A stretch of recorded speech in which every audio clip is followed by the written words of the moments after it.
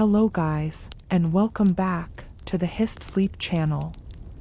Tonight, we begin a journey into a world that exists in the quiet spaces between the heavy stone walls of history. We're going back to a time when power wasn't always found on a throne, but in the soft rustle of silk against a cold, flagstone floor, and the low, hushed secrets shared in the candlelit shadows of the Tudor court. Before we step into the dim light of the palace corridors, I would love it if you just take a moment to subscribe to this channel and give this video a like. It really helps these stories find their way to those who need a bit of peace and quiet, and it allows me to keep building these worlds for you. And I'm always curious. Where are you as you listen to this? Are you settling into your favorite chair, or perhaps watching the moonlight trace patterns on your wall? Maybe you are listening from a busy city, seeking a moment of ancient stillness. Let me know in the comments. I read every single one, and they truly mean a lot to me. Now, settle in. Let's talk about the hidden world of the Tudor royal mistresses. Imagine, if you will, a cold, rainy night at Hampton Court Palace. The year is 1520. The air is thick with the scent of burning oak, the sharp tang of beeswax candles, and the heavy, metallic smell of the Thames River nearby. In the Tudor world, every room had ears, every tapestry hid a secret, and every heartbeat was measured by the favor of the king. We often hear of the 6 wives, the queens who wore the heavy crowns and whose names are etched into the stone of history, but tonight, we are looking elsewhere. We are looking at the women who lived in the margins, the ones who occupied the hidden lives. To understand a royal mistress in the age of Henry VIII, you must first understand the architecture of silence. These women did not walk the center of the hall. They moved through the back stairs, the private galleries, the sun-drenched oriel windows where the court's business was truly done. It was a world of soft power. A world where a single look, a well-timed laugh, or a hand placed gently on a velvet sleeve could change the fate of an earl, or even the direction of the Church of England. Think of the corridors themselves, thick, unyielding walls of limestone and brick, designed to keep the cold out, but also to keep the secrets in. As you lie there, imagine walking down one of these long, narrow hallways at midnight. The only light comes from a single iron sconce on the wall, casting long, dancing shadows that seem to move with a life of their own. Each footstep you take echoes, a rhythmic thud-thud, against the ancient floor. This is where the real Tudor history happened. Away from the shouting of Parliament, away from the declarations of the pulpit. Here, in the quiet, is where the mistresses thrived. But who were these women? Were they merely distractions for a bored king? Or were they the silent architects of a dynasty? To the world, they were often invisible, or worse, they were dismissed as mere favorites. But to the king, they were the only ones who knew the man behind the crown. While the queen handled the heavy burden of the bloodline and the state, the mistress handled the king's soul. She was his sanctuary, his escape from the crushing weight of being God's deputy on earth. Take a deep breath, feel the stillness of your own room. Now, compare that to the electric, dangerous stillness of a Tudor palace. One wrong word, one misplaced letter, and a mistress could go from wearing the king's diamonds to sitting in a cold cell in the Tower of London. The stakes were higher than we can possibly imagine. Their lives were a constant gamble, a high-stakes game played in the dark. And yet, they stayed. They whispered. They influenced. And they changed the world in ways the history books are only now beginning to admit.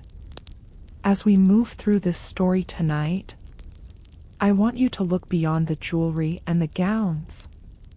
I want you to look at the eyes of the women in the portraits. Notice the intelligence there, the calculation, the quiet endurance. These were women who had to be master psychologists, master strategists, and master survivors. They weren't just part of the court, they were the oil that kept the machinery of the court running smoothly. Can you hear the sound of the wind rattling the heavy leaded glass windows? Can you feel the phantom warmth of a fire that went out 500 years ago? We are walking through their world now. We are the ghosts, observing them as they once observed the kings. From the tragic rise of the Boleyn sisters to the quiet, dignified influence of Elizabeth Blunt, we will explore every hidden corner. This 3-hour journey is not just about names and dates. It is about the feeling of the velvet, the taste of the wine, the fear of the king's footsteps approaching a private door. It is about the human heart, stripped of its titles and its gold. We are going to explore why these women were necessary, why the Tudor court couldn't function without them, and why their whispers were often louder than the king's own voice. So, let the world outside your window fade away. Let the modern sounds of cars and clocks dissolve into the past. You are safe here, in the shadows of the stone corridors. The story is just beginning, and the secrets are waiting to be told. We are moving now, deeper into the palace, away from the public gaze, and into the private chambers where the true power of the Tudors was kept. Can you feel the weight of the history around you? The way the air grows cooler as we move further from the fire? Don't worry, stay close to the light of the story. We have a long night ahead of us, and many lives to uncover. Each life is a thread in a tapestry, and tonight, we are going to pull on those threads, one by one, until the whole picture of the Tudor court is revealed in its true, hidden colors. Stay with me, as the fire burns low, and the whispers grow louder. We are about to meet the first mistress, the one who started it all, in the quiet, stone heart of England. As we leave the cold, echo-filled corridors behind, we move into a space that feels different, warmer, scented with the delicate fragrance of dried rose petals and expensive oils. Welcome to the private world of the Tudor lady, a world governed by the mirror and the rose. In this era, beauty was never just about vanity. To a woman of the Tudor court, her appearance was her currency, her social rank, and her most powerful weapon of survival. Imagine a heavy, polished silver mirror sitting on a dark oak table. The surface is slightly warped, giving back a reflection that is soft and dreamlike, as if looking through the mist of time itself. Let's talk about the ritual of the morning. Long before the king had even opened his eyes, the women of the court were already at work. Imagine the silence of a high-walled chamber, broken only by the soft clinking of glass vials and the splash of cold water into a porcelain basin. A Tudor mistress had to possess a rose-like complexion, skin as pale as the finest milk, and cheeks with just a hint of a natural, pink flush. To achieve this, they didn't have the luxuries we have today. They used what the earth gave them, and sometimes, what the earth warned them against. Think of the ceruse, that thick, white paste made of lead and vinegar. They would apply it slowly, smoothing it over their foreheads, their necks, their chests, creating a mask of perfection that was as beautiful as it was dangerous. As you listen to my voice, imagine the cool sensation of that paste, the way it felt like a second skin, hiding the exhaustion, hiding the fear, and presenting only a cold, aristocratic calm to the world. But beauty in the Tudor court wasn't just skin deep. It was a performance. It was the rose, a symbol of blooming youth, but also a symbol of thorns. To catch the king's eye, a woman had to be a masterpiece of contradictions. She had to be modest, yet alluring, silent, yet intellectually sharp, fragile, yet strong enough to endure the brutal politics of the court. Take a moment to imagine the weight of her hair. Long, flowing, often reaching down to her waist. They would brush it hundreds of times with bristles of boar hair, the rhythmic swish, swish, swish, being the only sound in the room. They would scent it with rosemary, or lavender, or cloves, creating an invisible cloud of fragrance that would linger in a room long after they had left it. Close your eyes, and think about the colors of their world. The deep, blood red of a crimson kirtle, the forest green of a velvet gown, the shimmering gold of the embroidery. Every stitch was done by hand, thousands of tiny movements of a needle, creating patterns of flowers and vines that seemed to grow across their bodies. When a mistress moved, the fabric didn't just move with her, it whispered. A low, heavy rustle of wealth and influence. And then, there was the jewelry. Not just gold, but symbolism. A necklace wasn't just an ornament, it was a gift of favor. Imagine a heavy gold chain, cold against the skin, carrying a locket that held a tiny, painted portrait of the king, or perhaps a lock of his hair. These jewels were the physical markers of how close a woman stood to the sun. If the king gave you pearls, you were safe. If he stopped giving them, you were in the shadows. But let's look closer into that silver mirror. Beyond the paint, beyond the lead white and the rose-stained lips. Look at her eyes. In the Tudor world, a mistress had to be a polymath of the heart. She had to speak French, she had to play the lute, she had to dance the galliard without losing her breath. But most importantly, she had to know how to listen. The king was surrounded by men who wanted things from him. Generals who wanted war, ministers who wanted laws, priests who wanted his soul. But the mistress, she offered him the mirror. She reflected back to him the man he wanted to be. When he was tired, she was his rest. When he was angry, she was the cool water that calmed the fire. This was her true power. Not the rose on her cheek, but the wisdom in her silence. Think of a single rose standing in a glass vase on a windowsill. As the sun sets, the shadows of the petals grow long and distorted. The rose is beautiful, but it is temporary. It wilts. It loses its scent. Every woman in the Tudor court knew that time was her greatest enemy. New faces were always arriving, younger, brighter, more eager. So the mistress had to evolve. She had to move from being the rose of the king's passion to being the mirror of his mind. As you lay there, imagine the room growing darker. The candles are being lit one by one, their tiny flames reflecting in the polished wood of the furniture. The mistress is ready now. She stands, her gown heavy, her spirit braced. She steps out of her private world and into the public eye. She is a walking piece of art, a living history of desire and strategy. Can you feel the stillness? The way the air feels thick with the weight of these memories? The mirror still sits on that table, somewhere in the halls of history, reflecting nothing but the darkness.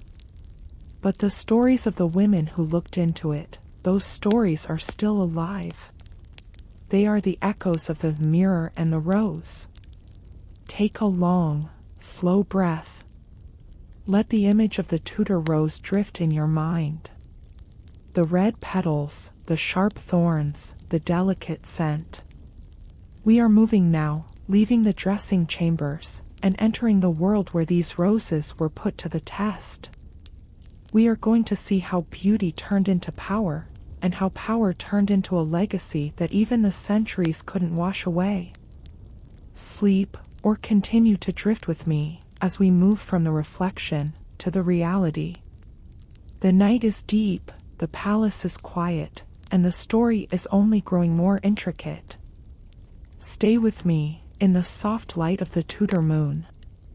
As the scent of roses and the reflection of the silver mirror fade into the soft darkness of our minds, we move deeper into the heart of the Tudor palace, to a story that history often whispers, but rarely shouts. We are stepping into the year 1518. A time when the stones of the court were cold, and the atmosphere was heavy with an unspoken anxiety. We are here to meet Elizabeth Blunt, known to her friends as Bess, but known to history as the Shadow Queen. Imagine a long, candlelit gallery, the floorboards creaking ever so slightly under the weight of history. Elizabeth was not a queen by blood, she was a lady-in-waiting, a girl of teenage years with golden hair and a spirit that glowed like an ember in a dark room. But in the eyes of a frustrated King Henry VIII, she was something much more. She was hope. At this moment in time, the king was a man obsessed with the future of his throne, his legacy, his bloodline. Queen Catherine of Aragon, dignified and loyal, had not yet given him the son he so desperately craved. And so, the king's eyes began to wander, searching for a sign that he was still favored by destiny. Close your eyes, and imagine the scene of a royal masque, a grand ball where everyone wears a mask of velvet and gold. The music of the lute and the recorder fills the air, a repetitive, hypnotic melody that seems to loop forever. Among the dancers, there is Bess Blunt. She is vibrant, she is laughing, she is everything the heavy, somber atmosphere of the official court is not. The king watches her from the shadows. He sees in her a vitality that he fears is slipping away from his own life. This was the beginning of a connection that would change the Tudor map forever. Take a slow, deep breath, and feel the stillness of the night. As their affair began, it wasn't just a scandal, it was a secret kept in the quietest corners of the palace.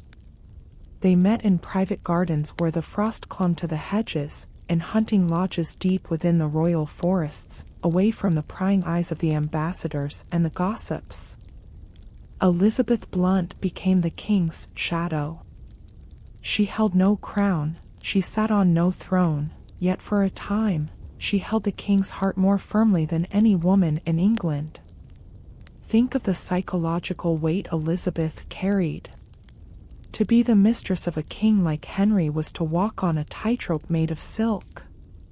One must be present enough to comfort him, but invisible enough not to insult the queen. It was a life of betweenness. Living in the gaps of the day. Waiting for a message, a ring, a sign that the king would visit her chambers that night. The silence of waiting is a heavy thing, a soundless vibration that fills a room. Imagine Elizabeth sitting by a window, watching the rain fall on the stone courtyards, waiting for the sound of a heavy footstep that only she was meant to hear. Then, the year 1519 arrived. And with it, a miracle that would shake the foundations of the monarchy. Elizabeth became pregnant. The court held its breath. The whispers in the corridors grew louder, reaching a fever pitch. If she gave birth to a daughter, she would likely be forgotten, sent away to the countryside with a small pension. But if she gave birth to a son, she would become something legendary. Imagine the heat of that summer, the sweat on the brows of the midwives, the frantic energy of a king waiting miles away. And then, the cry of a newborn baby. It was a boy. They named him Henry Fitzroy. Fitzroy meaning, son of the king. As you lie there, think about what this moment meant. In that small, quiet room, a mistress had done what a queen could not. She had proven that the king could father a healthy son. This child was the living proof that Henry's blood was strong. Elizabeth Blunt had delivered the most precious gift in the Tudor world, and in doing so, she became the most powerful, informal woman in the realm. The king was overjoyed. He hosted celebrations that lasted for days, and though Elizabeth could not stand by his side as a wife, she stood in the shadows as the mother of his pride. But power in the Tudor court is a fleeting thing, like the light of a candle in a drafty room. Once her purpose was served, once the son was born and acknowledged, the king's eyes began to wander again. This is the tragedy of the royal mistress. You are a vessel for a moment, a sanctuary for a season, but the king's needs are a bottomless ocean. Soon, a new name began to be whispered in the halls. A name that would eventually eclipse everyone. Boleyn. Elizabeth Blunt was moved quietly out of the spotlight. She was married off to a nobleman, provided for, and sent away from the electric air of the court. She lived the rest of her life in a quiet dignity, a woman who knew a secret that the rest of the world could only guess. She had been the Shadow Queen. She had seen the king in his most vulnerable moments. She had carried his hope, and she had changed the course of his life. Without Bess Blunt, would Henry have been so bold in his later years? Would he have felt the same desperation to replace his queen? Perhaps not. Feel the weight of the blankets over you, as heavy as the tapestries that hung in Elizabeth's chambers. The story of the mistress is often a story of being used and then put away, like a favorite book that is eventually returned to the shelf. But the ink on the pages of Elizabeth's life never truly faded. Her son, Henry Fitzroy, grew up to be a duke, a young man who looked so much like his father that it pained the king to see him. He was the almost king, and Elizabeth was the almost queen. The corridors of the palace are silent now, the rain has stopped, and the moon is high over the Tudor towers. We can almost see her, a ghost in a blue velvet dress, walking the gardens of the past. She isn't crying, she is simply observing. She knows her place in the story. She knows that while others fought for the crown, she was the one who provided the heartbeat. Rest now, as the image of the Shadow Queen dissolves into the dark. The history of the Tudors is a long, winding road, and we have so many more miles to walk together. Every step is a secret, every turn is a revelation. The fire is now just a collection of glowing coals, warm and steady, much like the legacy of Elizabeth Blunt. Sleep, and let the whispers of the stone corridors carry you into a deep, dreamless rest. We are moving on now, leaving the Shadow Queen behind, and preparing to meet the sisters who would turn this court into a battlefield. The story continues, always flowing, like the dark waters of the Thames. As the story of Elizabeth Blunt fades into the soft echoes of the past, we must pause and consider the true weight of the life we are describing. We have talked about the diamonds, the silks, and the brief moments of royal glory. But now, let us talk about the silence that followed the music.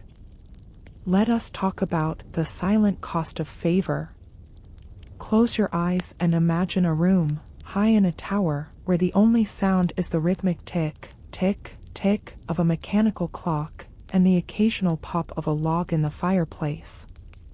This was the reality for a mistress when the king was not there. The world sees the public favor, but they do not see the hours of isolation. To be a favorite of a Tudor king was to live in a gilded cage. A cage of gold, yes, but a cage nonetheless.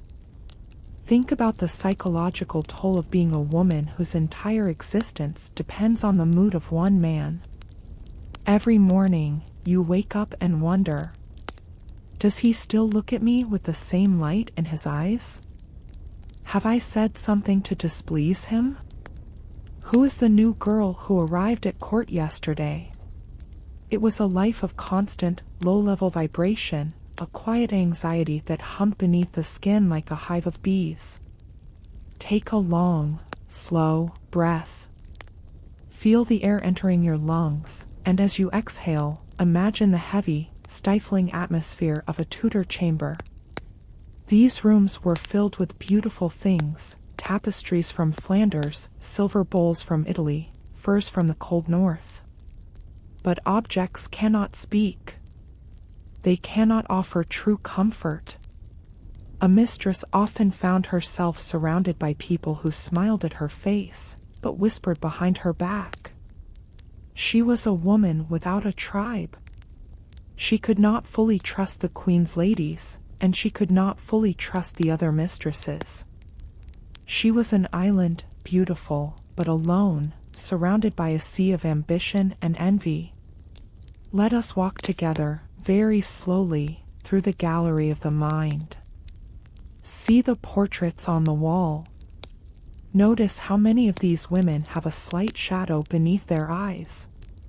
It is the shadow of sleepless nights. Nights spent wondering if the king's visit was late because of business, or because he was elsewhere. In the Tudor court, information was the only true protection. But as a mistress, you were often the last to know the political shifts that could destroy you. You were in the court, but never truly of it. Imagine the cost of your reputation. In the 16th century, a woman's honor was her shield. By becoming a mistress, you were throwing that shield away. You were stepping outside the bounds of the good woman. You were labeled, judged, and often hated by the common people who saw you as a symbol of royal excess. Can you feel that weight? The weight of 1,000 judging eyes every time you walk to the royal chapel? The way the crowd parts, not out of respect, but out of a cold, fearful curiosity. And what of the family? Often, a mistress was pushed into the king's path by her own father or her brothers. She was a political pawn, a sacrificial lamb offered at the altar of family advancement. Think of the loneliness of realizing that your own blood sees you as a ladder to a title. When you are in favor, they are your best friends. When you fall, they are the first to walk away, afraid that your shadow will darken their own careers. This is the silent cost. The realization that you are loved for what you can get, not for who you are. Let's sit by the fire for a moment. Watch the flames dance. They are beautiful, but they consume everything they touch. Royal favor was exactly like that fire. It provided warmth, it provided light, but eventually, it left only ashes. Elizabeth Blunt, Mary Boleyn, and so many others whose names have been lost to the dust of the archives, they all paid this price. They paid with their youth. They paid with their peace of mind. And many paid with their health. The Tudor court was not a place for the fragile. It was a place of iron and stone. To survive as a mistress, you had to turn your heart into a fortress. You had to learn to smile while your world was crumbling. You had to learn to be the perfect companion, even when you were grieving for a lost child or a lost dream. As you lay there, let the heaviness of this thought settle over you like a thick, velvet quilt. The silence of the palace is not a peaceful silence. It is a silence filled with the ghosts of what-ifs. What if I hadn't caught his eye? What if I had stayed in the countryside? What if I had married a simple man and lived a quiet life? These questions must have echoed in the minds of these women as they sat by their windows, watching the moon rise over the Thames. But there is a certain dignity in their endurance. They were not just victims. They were survivors who accepted the cost. They knew the price of the diamond, and they chose to wear it anyway. They lived more in 1 year than most people lived in a lifetime. They saw the inner workings of the most powerful man in the world. They were the witnesses to the secret history of England. The fire is dying down now. The embers are a soft, pulsing red. The room is growing colder, but you are safe, wrapped in the layers of the past. We are honoring these women tonight, not just for their beauty, but for their strength to pay the silent cost. For their ability to carry the burden of favor without breaking. Listen to the stillness. Can you hear the distant chime of a bell? It is the sound of time passing.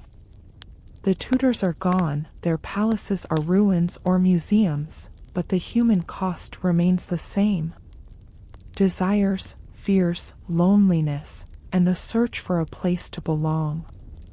Sleep now, and let the weight of the gilded cage dissolve. You don't have to carry the secrets anymore. You are just a listener, drifting on the river of history. The water is calm, the night is long, and we are moving toward a new chapter. A chapter where the cost becomes even higher, and the stakes become even more dangerous. Rest your head, and breathe slowly. We are leaving the silent rooms behind, and stepping back into the flow of the story. The whispers are waiting, and the next name is about to be called. As we drift further into the dark waters of the Tudor era, the silence of the gilded cage begins to be filled with a new sound, the sound of footsteps, sharp, deliberate, and filled with the weight of a family's destiny. We have reached a turning point in our journey tonight. We have arrived at the beginning of a name that would eventually tear England apart and rebuild it in its own image. We are entering the Boleyn Prelude. Close your eyes, and imagine the year 1521. The sun is setting over the gardens of Hever Castle, casting long, orange shadows across the moat and the heavy oak doors.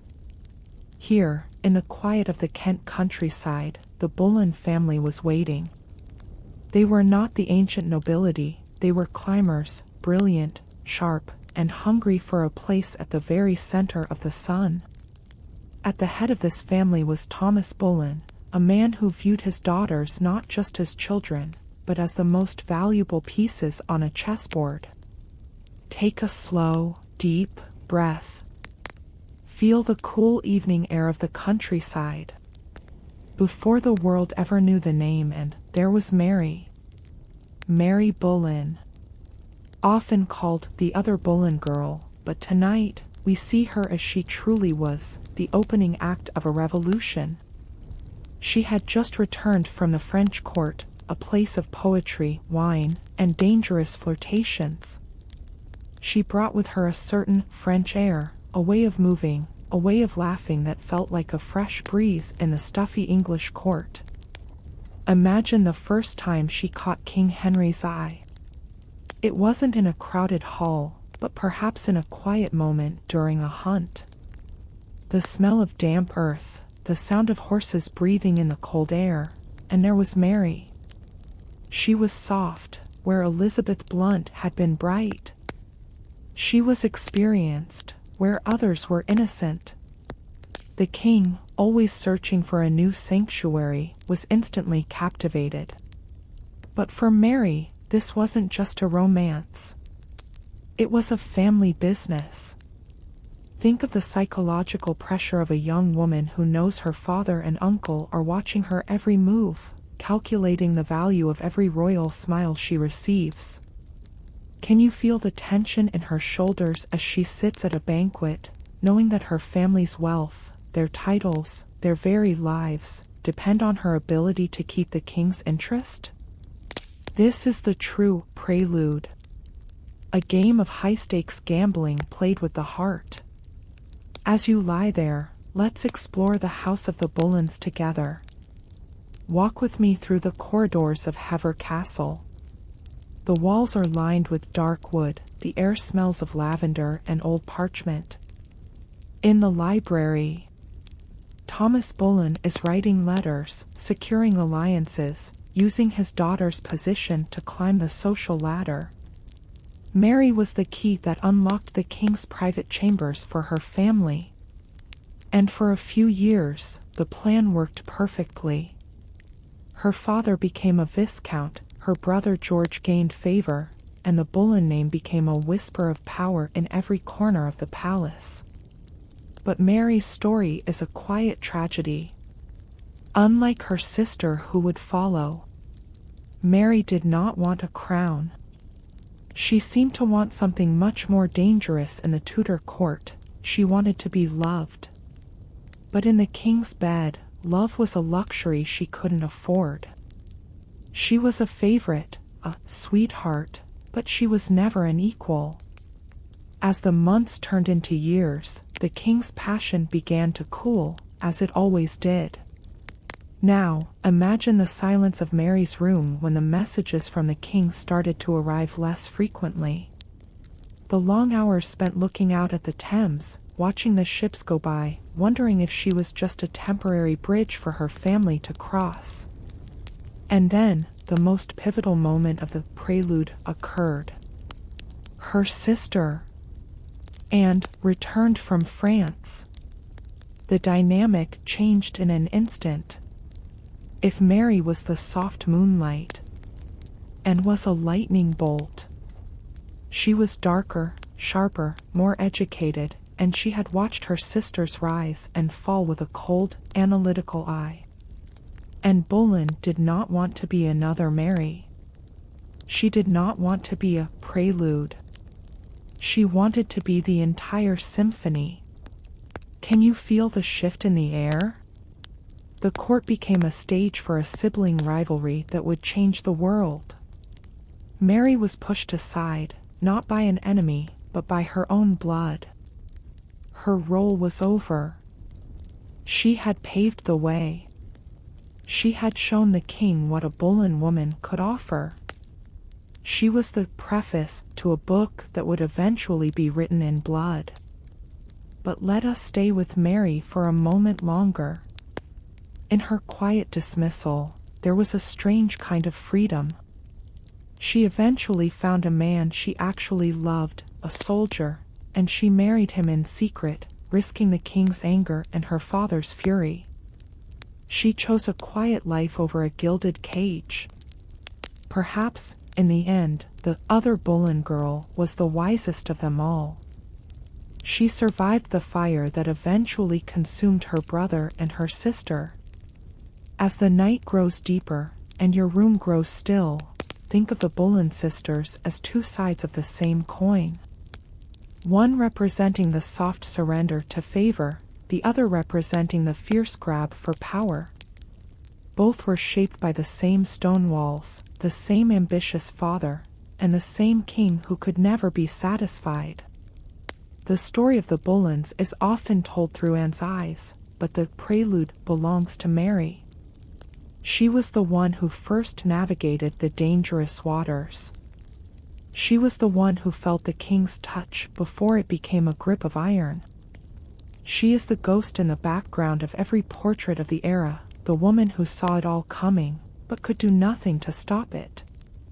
Listen to the rhythmic sound of your own breathing. Like the ebb and flow of the tide, the fortunes of the Bullens rose and fell.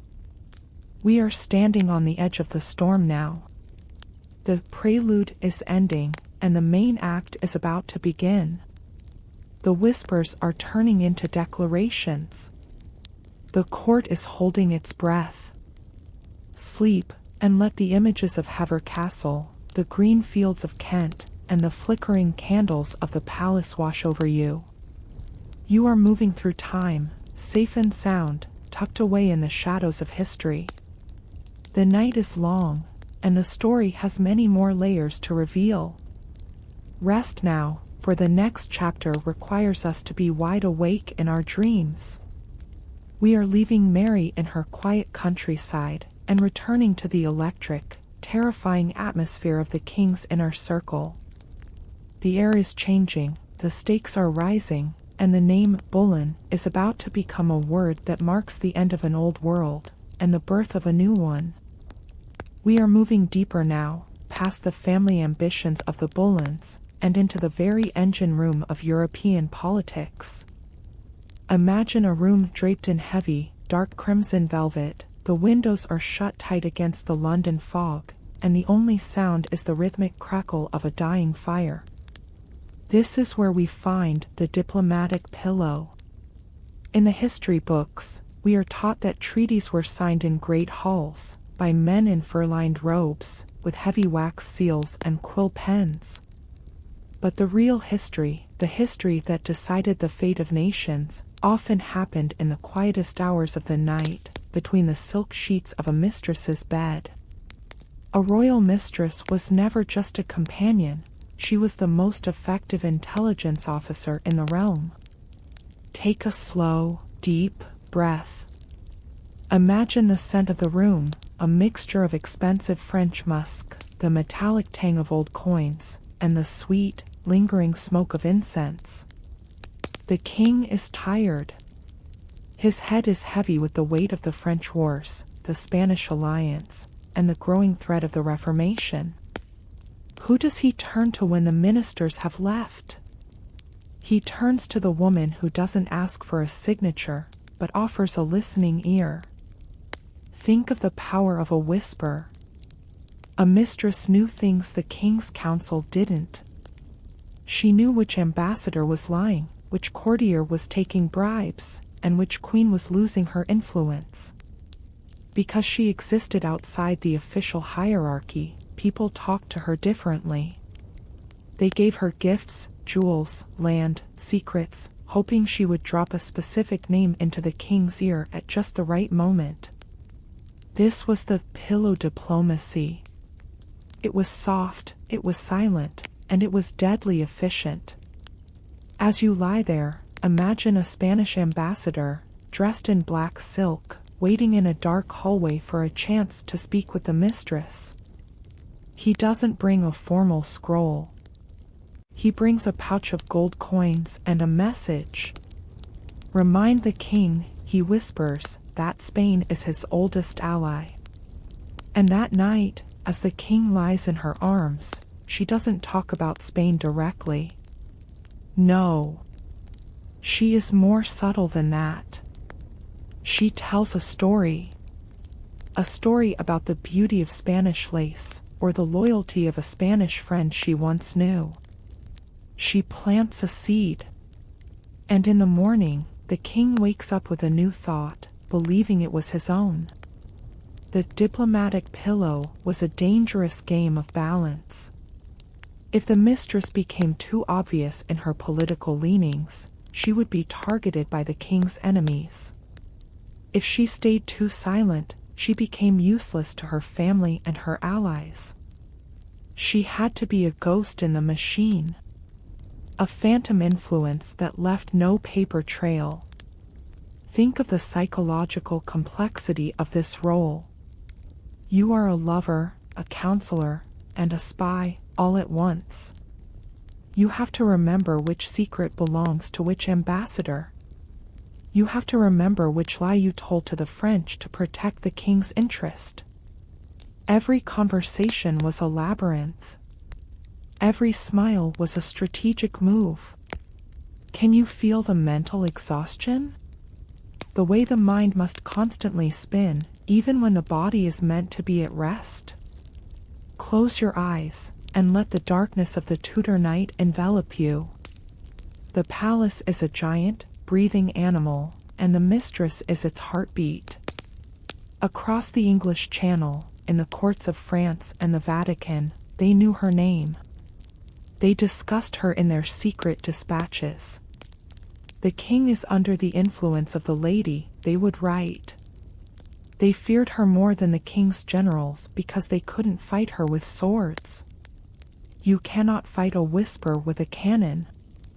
As the night grows deeper, consider the women whose names have been lost, but whose influence shaped the borders of Europe. They were the bridges between worlds. When the king was angry with the emperor, the mistress was the one who smoothed the path back to peace. When the king was hesitant about a new law, she was the one who provided the final push. She was the unofficial Secretary of State. Imagine the material world of this diplomacy. The letters hidden in the hollow heels of shoes. The coded messages sewn into the hem of a petticoat. The ring that, when turned, revealed a tiny compartment for a poison or a secret note. This wasn't a fairy tale. This was a survival manual written in silk and shadow. Listen to the stillness of your room. It is a luxury these women never had. Even in their sleep, they had to be careful. A dream whispered aloud could be their undoing. A name spoken in the dark could lead to the executioner's block. The diplomatic pillow was a soft place to lay one's head, but the feathers were often mixed with thorns. And yet, there was a thrill in it. To know that you, a woman with no legal right to power, were holding the strings of the most powerful men in Christendom. To know that a war could be stopped, or a church could be changed, because of a conversation you had at 3 in the morning. It was a heady, intoxicating draught of power. As we move through the history of the Tudor mistresses, we must look at them as political giants. We must stop seeing them as mere distractions. They were the silent partners in the great matter. They were the architects of the backroom deal. They were the ones who saw the king without his mask, and used that knowledge to guide the ship of state through the stormiest waters in English history. Feel the weight of the history around you. The way the stone walls seem to lean in, listening to our story. The diplomatic pillow is empty now.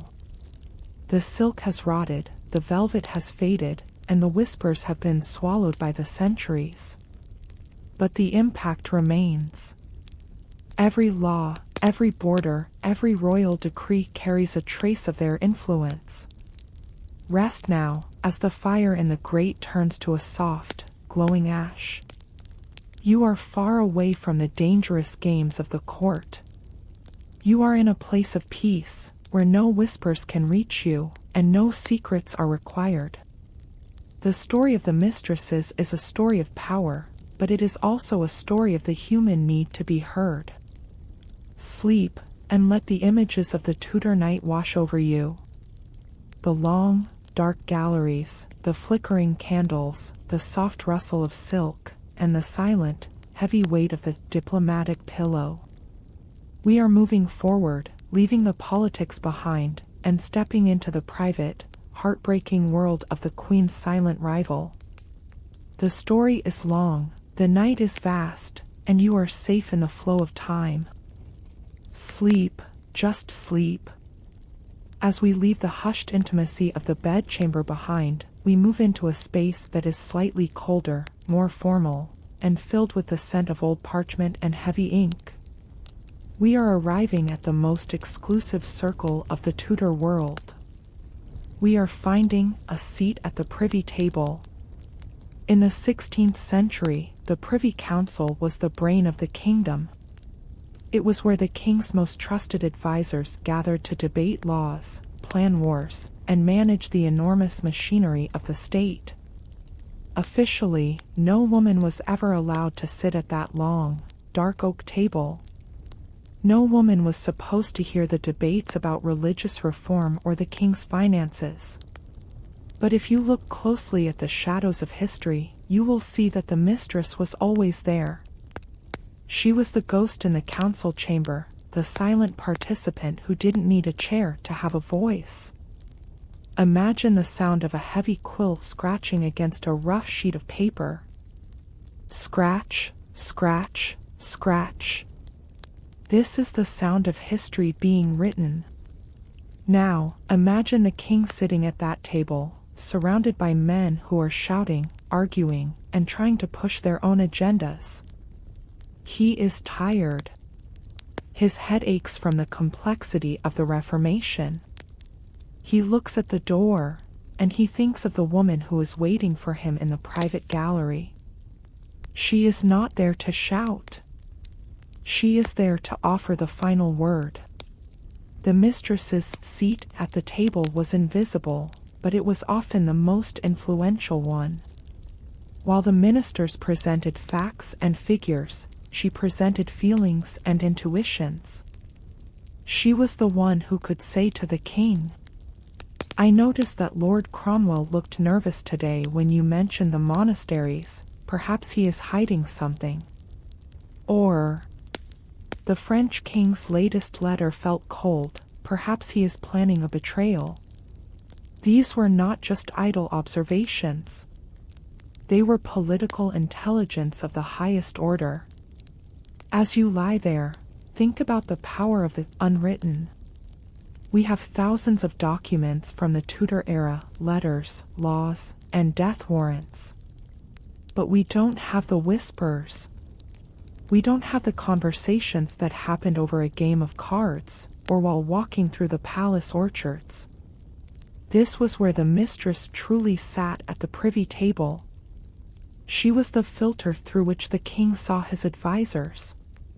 If she liked a man, his career would soar. If she distrusted him, his path to the Tower of London was already being paved. Close your eyes, and imagine the weight of the silence in the council room after the king has left. The advisors remain, looking at each other, wondering whose influence was stronger today. They knew that the lady had the final access. They knew that even if they won an argument at the table, they could lose it in the king's private rooms that evening. This created a strange, electric tension. Every minister had to be a courtier to the mistress. They sent her gifts, they flattered her, they sought her approval, because they knew she was the gateway to the king's mind. Take another long, slow breath. Feel the stillness of your own space. Now contrast that with the constant, spinning thoughts of a Tudor mistress who has taken her seat at the table. She has to be more than a lover now. She has to be a stateswoman.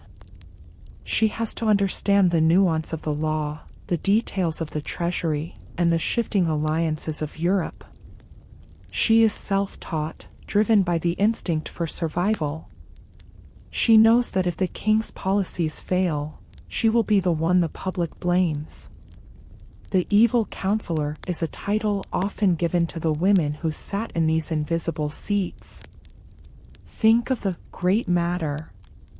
Henry's divorce from Catherine of Aragon. This wasn't just a romantic struggle. It was a legal and religious revolution. And at every step, a mistress was there, guiding the king's hand. Not because she wanted to destroy the church, but because her own future depended on it.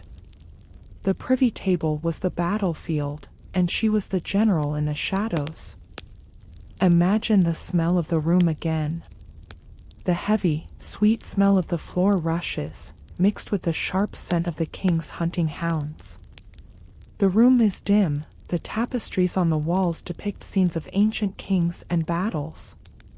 In this atmosphere, the mistress's voice was the only one that didn't sound like a demand. It sounded like a suggestion.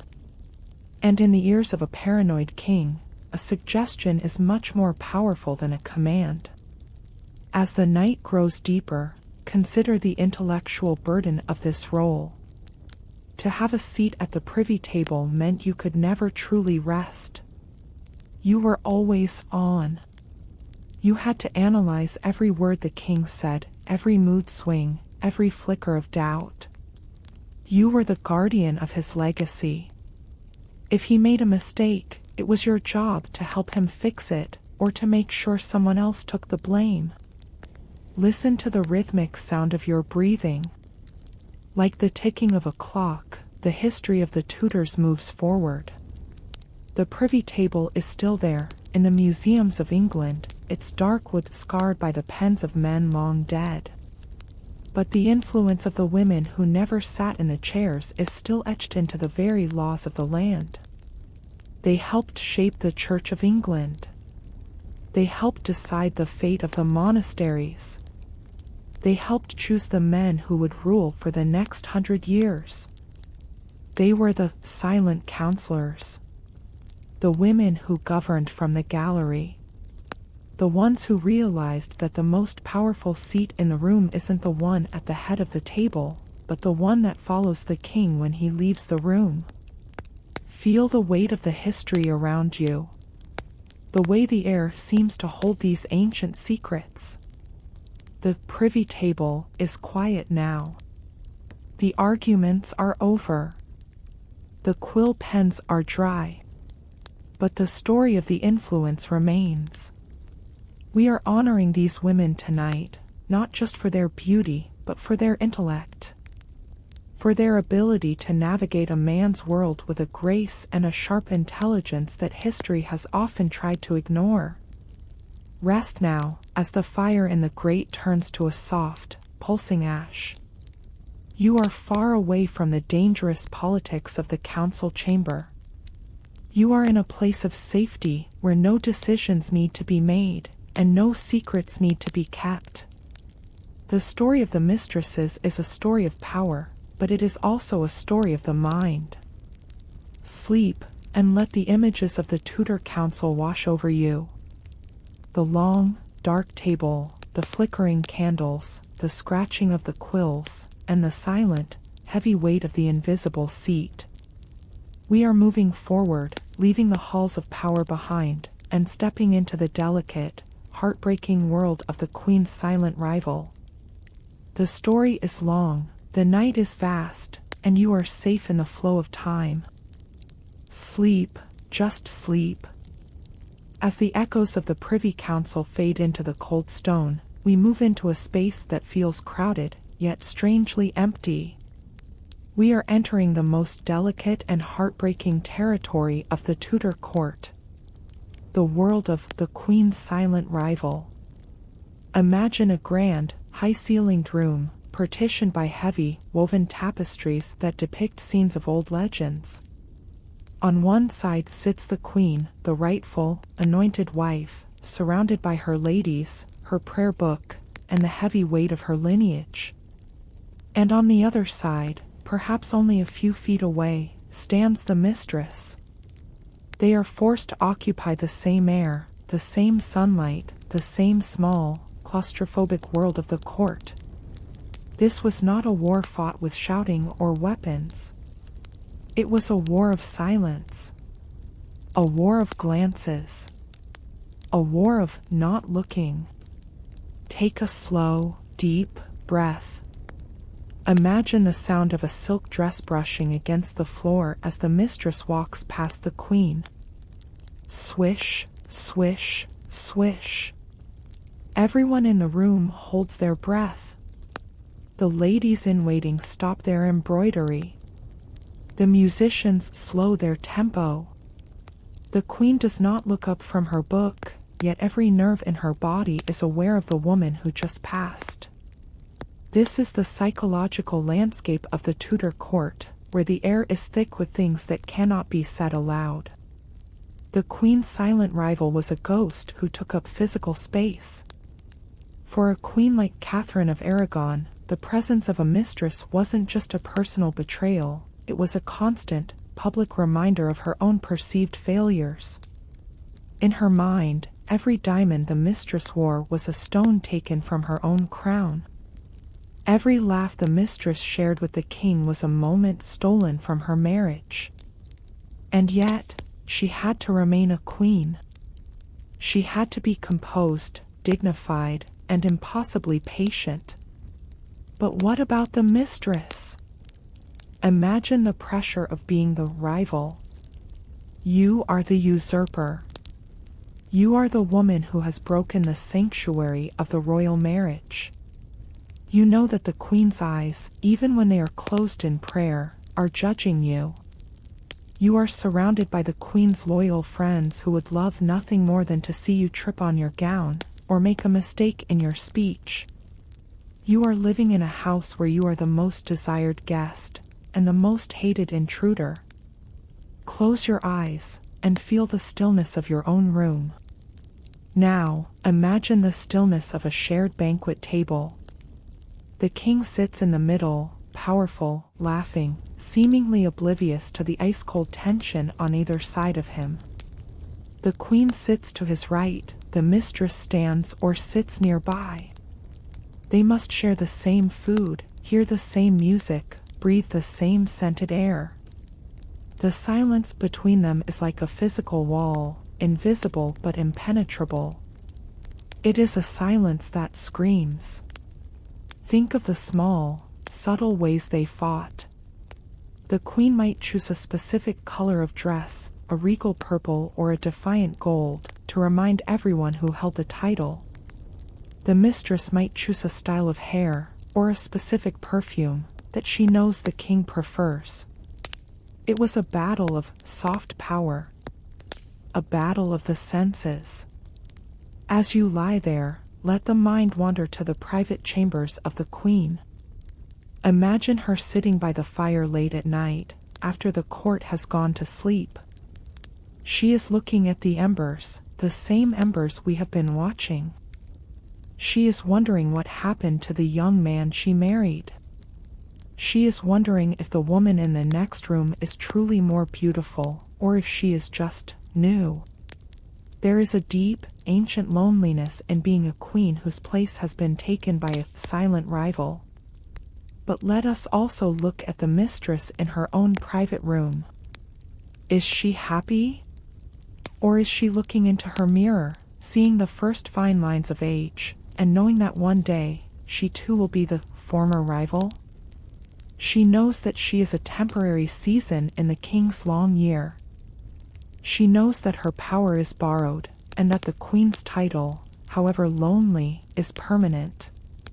Take another long, slow breath. Feel the weight of the blankets over you, as heavy as the expectations of a Tudor lady. The rivalry was a dance of survival. Sometimes, surprisingly, these women found moments of strange, silent understanding. They were the only two people in the world who truly knew the man who was king. They knew his moods, his fears, his snoring in the middle of the night. They were bound together by their proximity to the sun. Imagine a rainy afternoon in the palace gardens. The queen is walking under an awning, the mistress is walking in the distance. Their eyes meet for a split second. No words are exchanged. But in that second, everything is acknowledged. The pain, the power, the precariousness of their lives. And then, they turn away. Back to their roles. Back to the theater. Listen to the rhythmic sound of your breathing. Like the ebb and flow of a tide, the emotions of the court rose and fell. The rivalry between the queen and the mistress is one of the most human stories in all of history.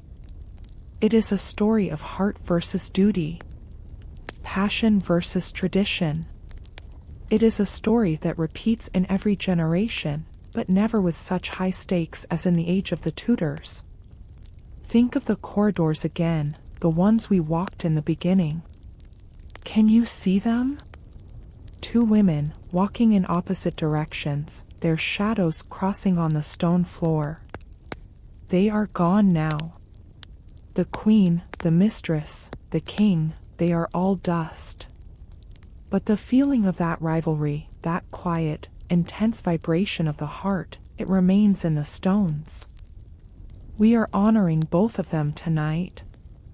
The queen for her dignity, and the mistress for her courage to exist in the shadows. They were both prisoners of their time, both navigating a world that gave them very few choices. Feel the weight of the history around you. The way the air grows cooler as the night deepens. The silent rivalry is over. The fires have all gone out. The banquet tables are empty. But the story the story is still whispering to us. Rest now, as the image of the two women dissolves into the dark. You are safe, far away from the tension and the heartbreak. You are a listener, a traveler in time, tucked away in the safety of your own bed. The night is long, and we have more to see. Sleep, and let the images of the Tudor court wash over you. The heavy velvet, the silent glances, the flickering candles, and the deep, heavy weight of a heart divided. We are moving forward, leaving the rivalry behind, and stepping into the material world of wealth and beauty. We are going to explore the architecture of influence. The story is long, the night is vast, and you are safe in the flow of time. Sleep, just sleep. As the silent glances and heartbreaks of the court fade into the background, we begin to see the physical world that these women built around themselves. We are moving away from the whispers, and into the world of stone, timber, and gold. We are entering the architecture of influence. In the Tudor world, power was not something you could keep in a bank or hide in a drawer. Power was something you had to build. It was something you had to wear. It was something you had to inhabit. When a king truly favored a woman, he didn't just give her his time, he gave her the very earth of England. He gave her manors, palaces, and the right to reshape the landscape to fit her dreams. Imagine standing in the middle of a vast, green estate in the English countryside. The morning mist is clinging to the grass, and through the white haze, you see it. A manor house of red brick and pale stone, with soaring chimneys that look like lace against the sky. This is not just a house. This is a monument to a king's desire. This is the architecture of influence. Every brick in these houses told a story. To the common people passing by, these buildings were a source of awe and fear. They knew that the woman who lived inside had the ear of the most powerful man in the world. The very height of the ceilings, the number of glass windows, which were incredibly expensive at the time, and the intricacy of the gardens, all of these were visual signals. They shouted what the mistress herself often had to whisper. Close your eyes, and let's walk through the front doors of one of these gift houses. The air inside is cooler, smelling of damp stone, polished oak, and the faint, sweet scent of rushes on the floor. Listen to the sound of your footsteps on the flagstones. Echo, echo, echo. The scale of the rooms is designed to make you feel small. The Tudor mistress used this architecture to establish her own court. Here, in her own manor, she was the queen. She had her own servants, her own musicians, her own little kingdom within a kingdom. Think of the great hall. A space of light and shadow. High above, the oak beams of the roof disappear into the darkness. On the walls, heavy tapestries depict scenes of hunting or myths of ancient goddesses. These were not just decorations. They were a form of insulation, both against the cold of the English winter and the coldness of the political world. When a mistress sat in her high-backed chair at the end of this hall, she was surrounded by the imagery of power. She was telling the world, I am here. I am solid. I am permanent. Take another slow, deep breath. Feel the weight of the history that these walls have absorbed. Imagine the king's visit. The sound of dozens of horses entering the courtyard, the frantic energy of the servants, the smell of roasting meat and expensive spices. For the mistress, her house was a stage. She had to design the perfect backdrop for her royal lover. The gardens had to be mazes of symmetry, representing her intellectual control. The bedrooms had to be sanctuaries of silk and fur, representing her emotional intimacy. But there is a loneliness in these grand spaces. Have you ever been in a large house when everyone else is asleep? The rooms seem to stretch. The shadows seem to watch you. For a mistress, her grand manor was often a place of exile. When she was away from the court, she was away from the center of power. These houses were often gilded bribes, expensive ways for the king to say, "Stay here, be safe, and wait for me." The architecture of influence was also the architecture of waiting. Think of the materials used. The lead in the windows, the iron in the gates, the heavy timber of the doors. These are hard, unyielding things. They were meant to last forever. And in many cases, they have. Today, travelers still visit these manor houses. They walk the same corridors, they look out of the same windows, and they wonder about the women who once lived there. They see the beauty, but do they see the strategy? Do they see the fear of losing it all that built every one of those chimneys? As you lay there, let the image of a Tudor fireplace fill your mind. A massive arch of carved stone, with a fire so large you can feel its warmth from across the room. Above the hearth, there is often a coat of arms. For a mistress, this was the ultimate achievement. To have her family's name carved into the stone of a royal manor, to see her lineage connected to the land, was a form of immortality. It was her way of saying that even if she died, or if the king's favor faded, the stone would remain. Listen to the stillness of your own room. It is a simple peace. The women of the Tudors never had a simple peace. Their very homes were political statements. Their gardens were tactical maneuvers. Their beds were diplomatic tables. Everything was part of the architecture. As the night deepens, imagine the sun setting over the manor house. The red bricks turn a deep, glowing purple. The windows catch the last of the light, looking like golden eyes watching the forest.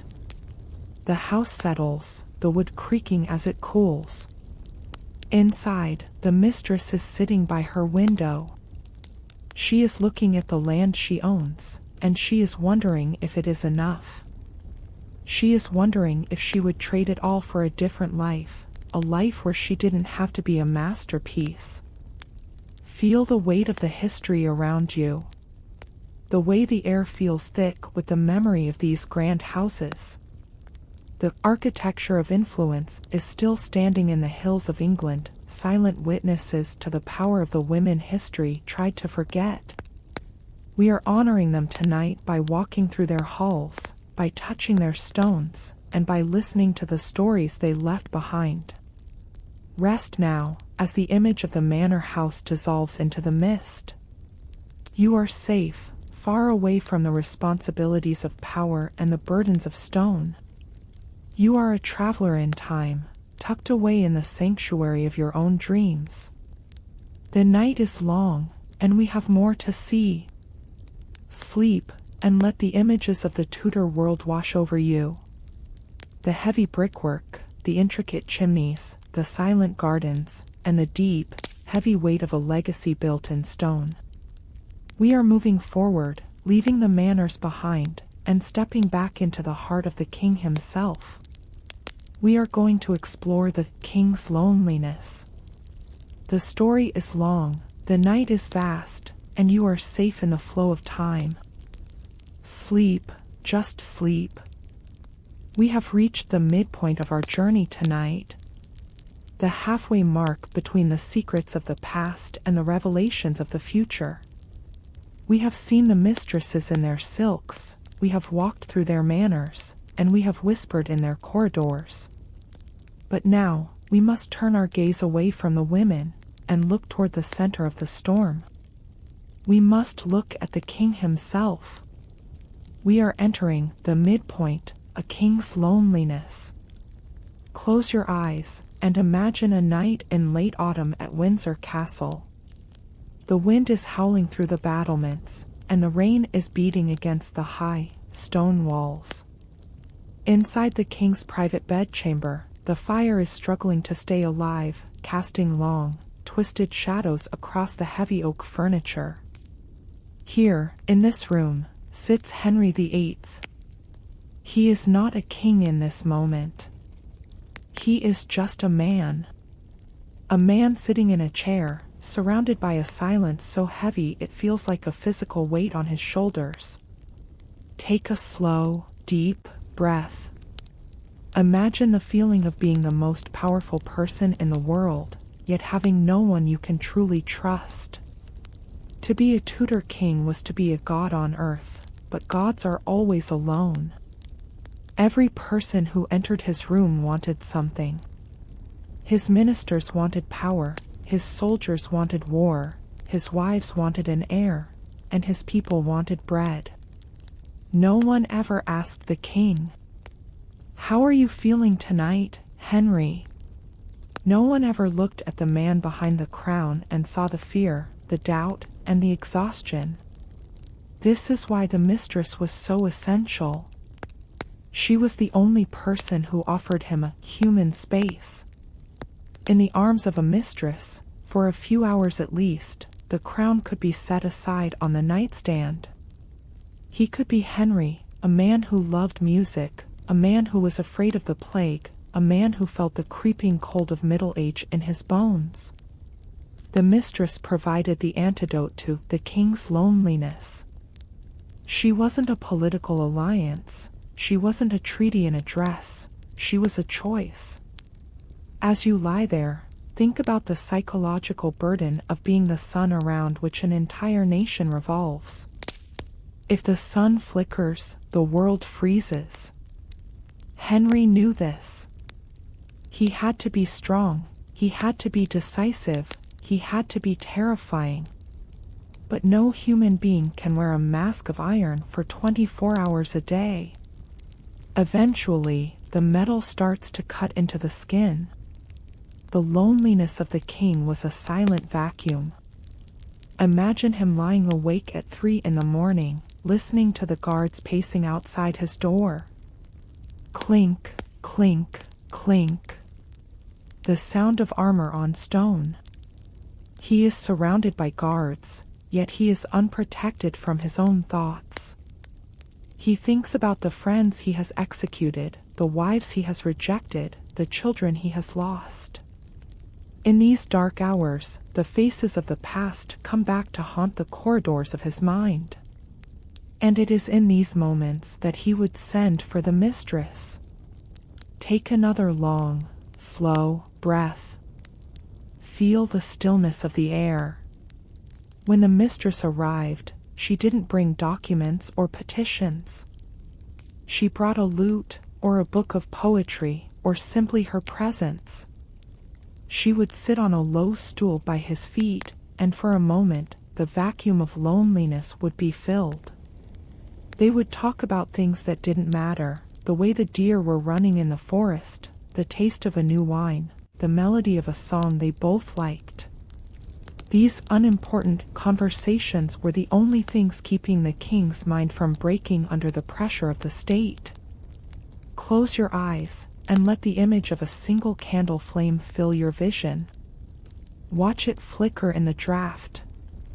That flame is the king's spirit isolated in a vast, dark hall. The mistress was the glass lantern that protected that flame from the wind.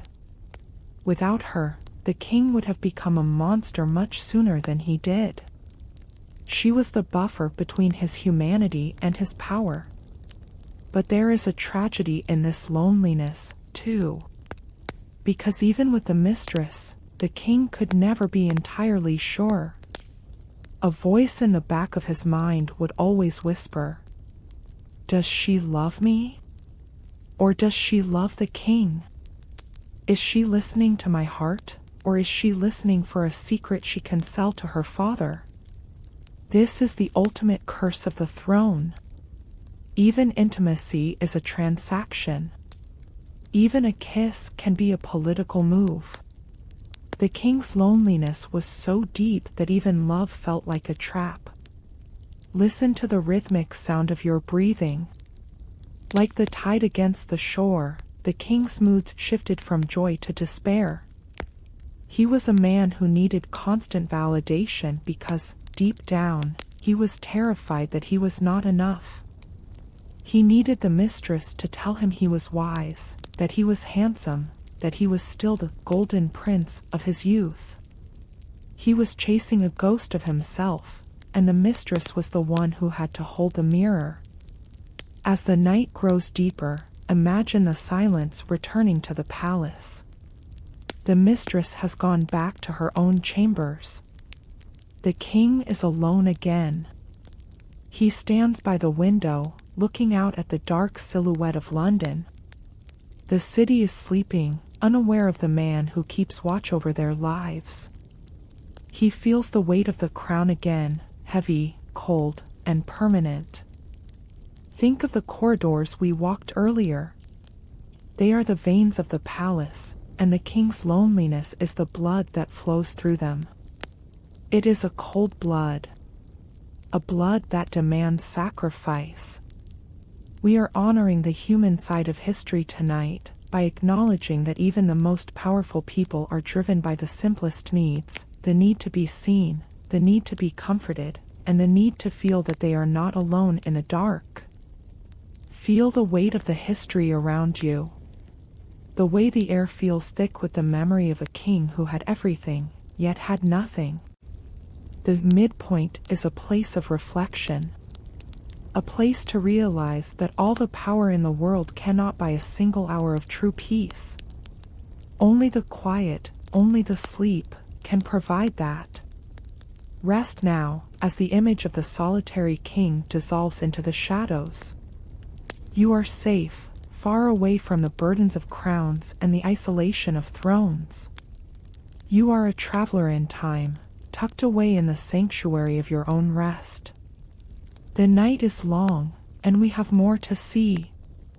We are moving forward, leaving the king's inner world behind, and stepping back into the light of the Reformation. Sleep, and let the images of the Tudor night wash over you. The flickering candle, the heavy oak chair, the sound of the rain on the stone, and the deep, heavy weight of a king's loneliness.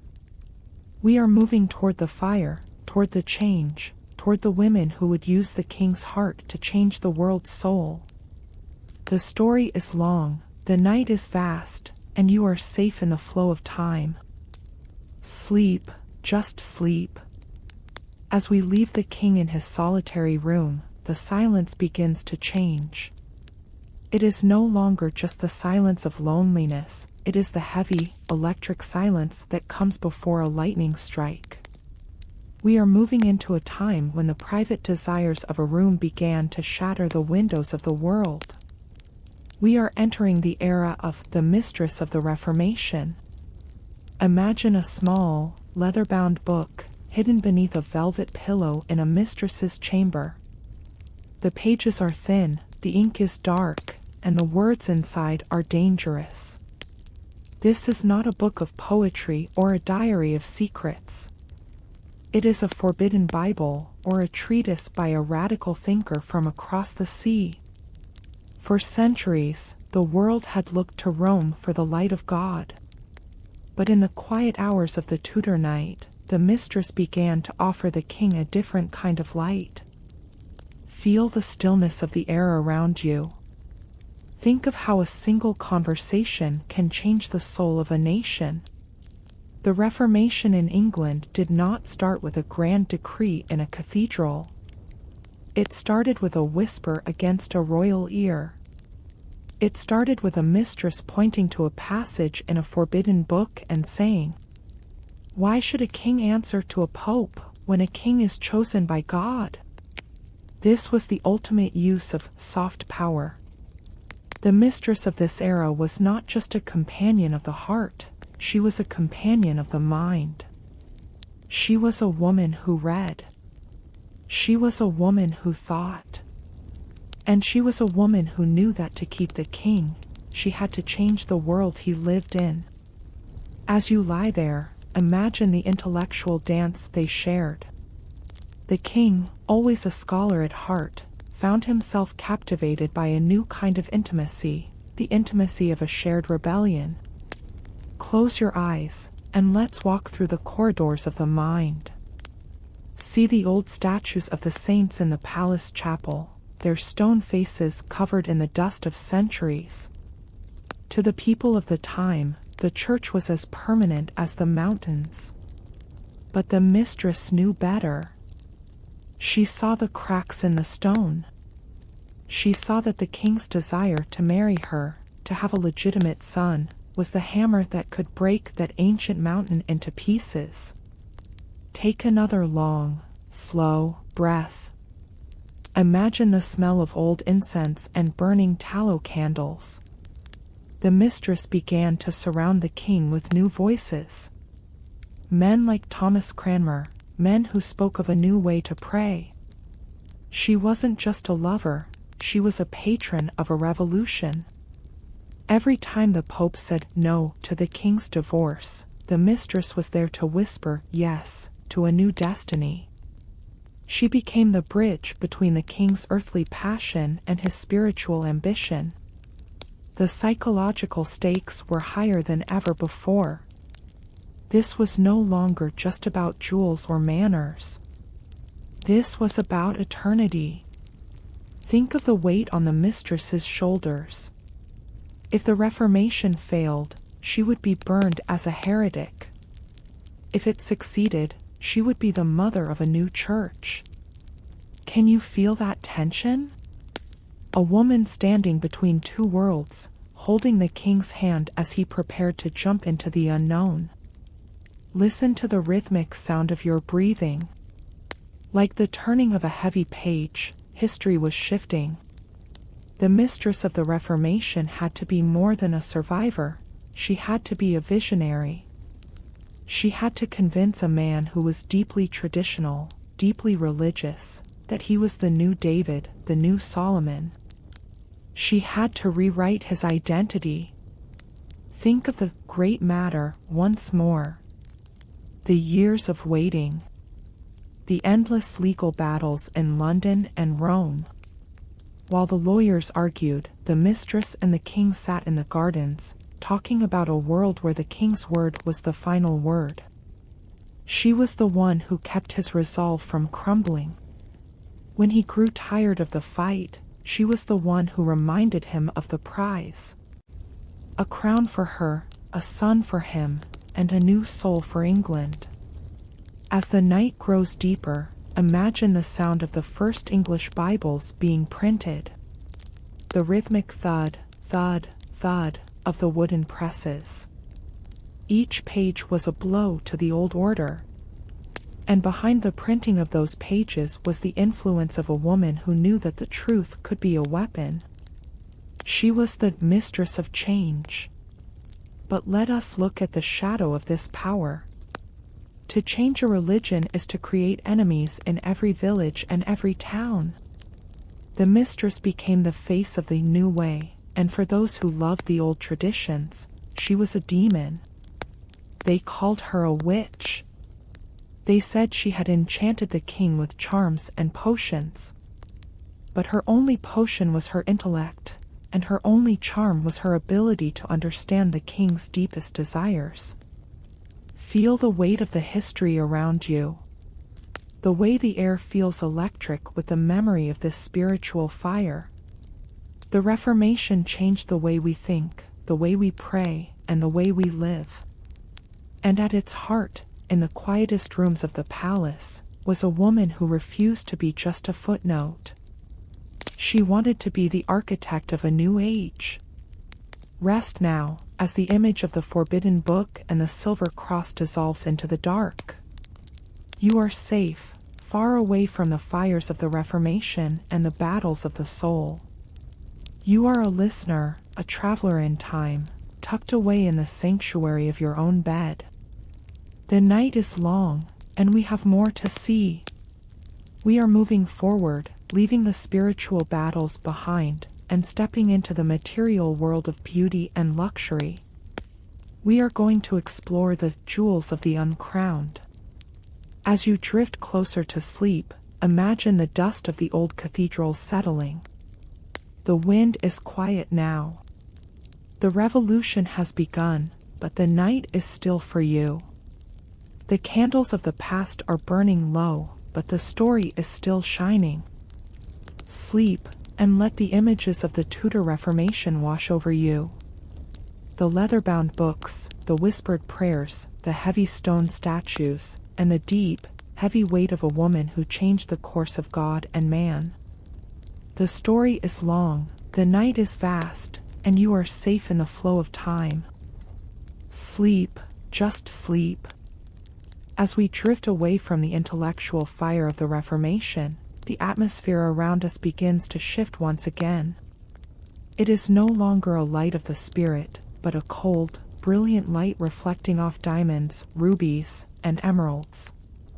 We are moving into a world where power isn't spoken in books, but in the shimmer of a necklace against the skin. We are entering the world of the jewels of the uncrowned. Close your eyes and imagine a heavy, velvet-lined jewelry box, the lid being lifted slowly, the hinges making a tiny, metallic groan. Inside, resting on a bed of dark silk, lies a strand of pearls.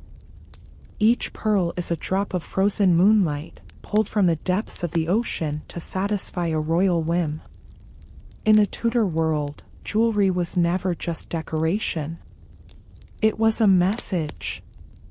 It was a physical manifestation of a woman's rank.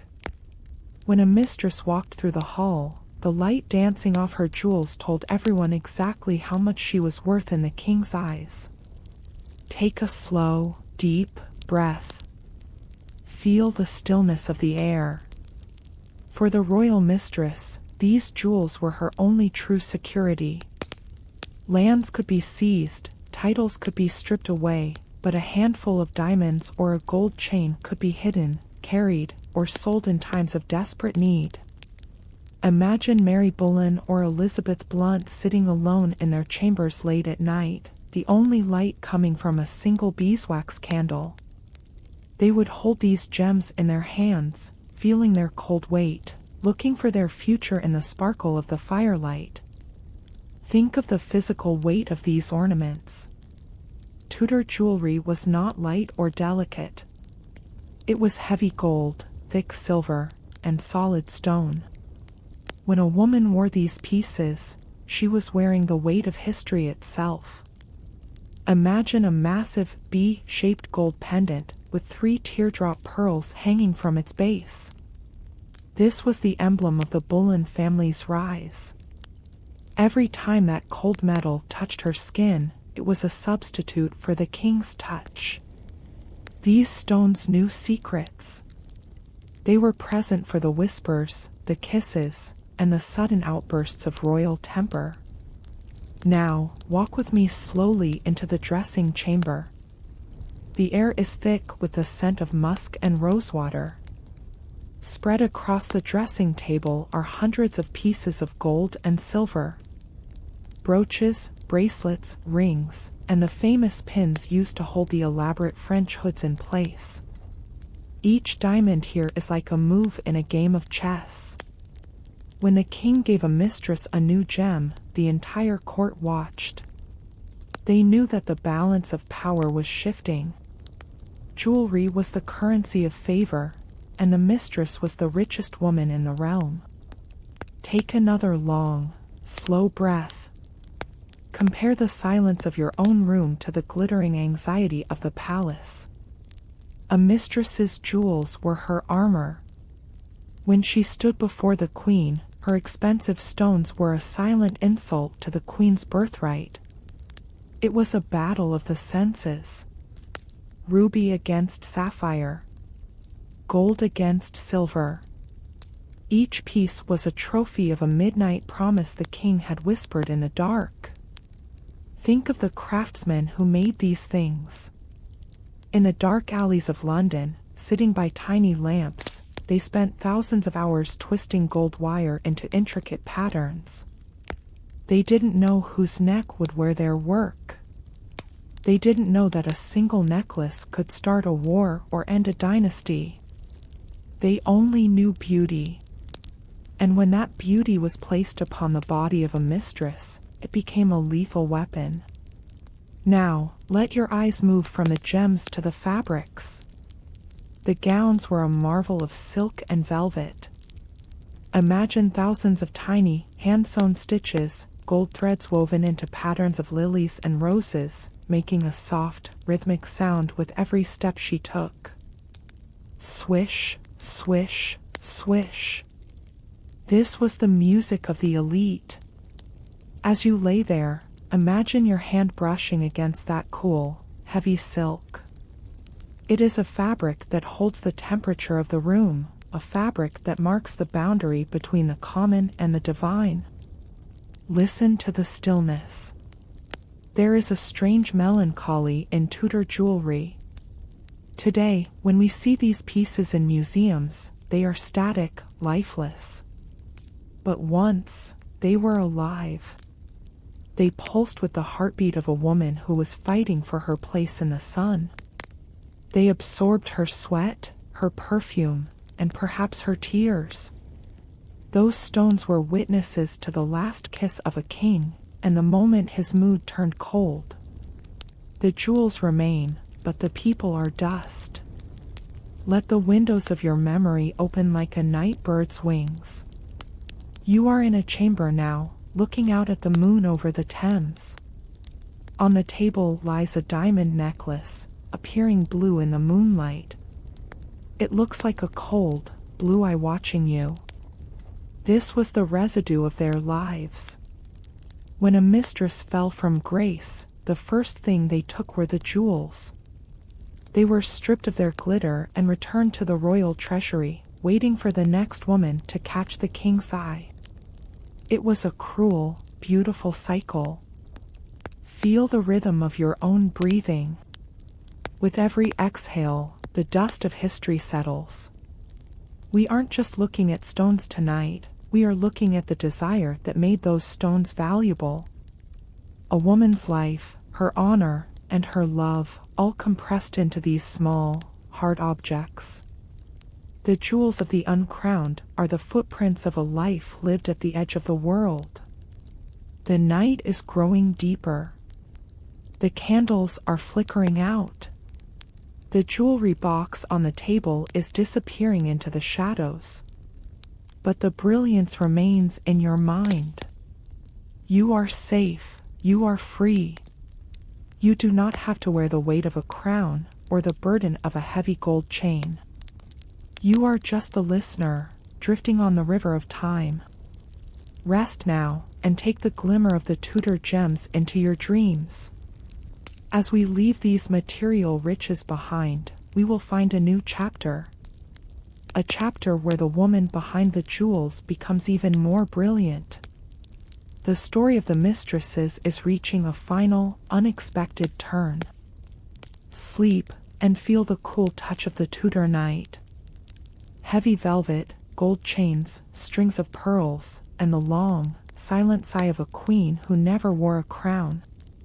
We are moving forward, leaving the treasures behind, and entering a new reign, where the roles of favor will change forever. As the glitter of the jewels and the heavy gowns of Henry's court begin to fade into the mist of the past, we move forward in time, past the storms of the Reformation and the cries of the Tower.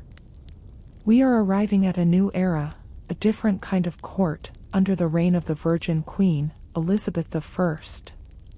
But even here, in a world ruled by a woman who claimed to be married to her nation, the role of the mistress did not disappear, it simply changed its face.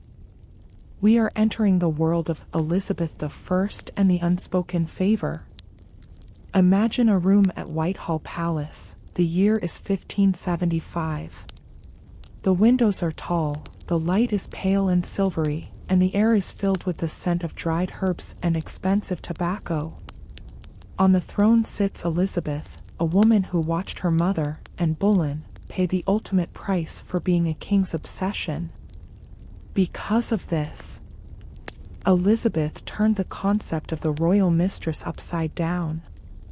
In her court, the favorites were men, but the dynamics of favor remained the same dangerous, beautiful dance. Take a slow, long, deep breath. Feel the coolness of the Elizabethan night. To understand favor in this reign, you must understand the silence. It was no longer about a secret bedchamber, it was about the unspoken. Men like Robert Dudley, the Earl of Leicester, occupied a space that was more than a friend, but less than a husband. He was her eyes, her sweet Robin. For decades, he walked the fine line between a subject and a soulmate, living in the shadow of a queen who could never officially say yes. As you lie there, think about the psychological tension of this relationship. Imagine Dudley sitting in the Queen's private solar, late at night. The musicians have stopped playing. The ministers have gone to their homes. It is just the two of them, separated by the massive weight of the English crown. They talk about the stars, about the gardens at Kenilworth, about the poems they have read. But they never talk about the one thing that matters most.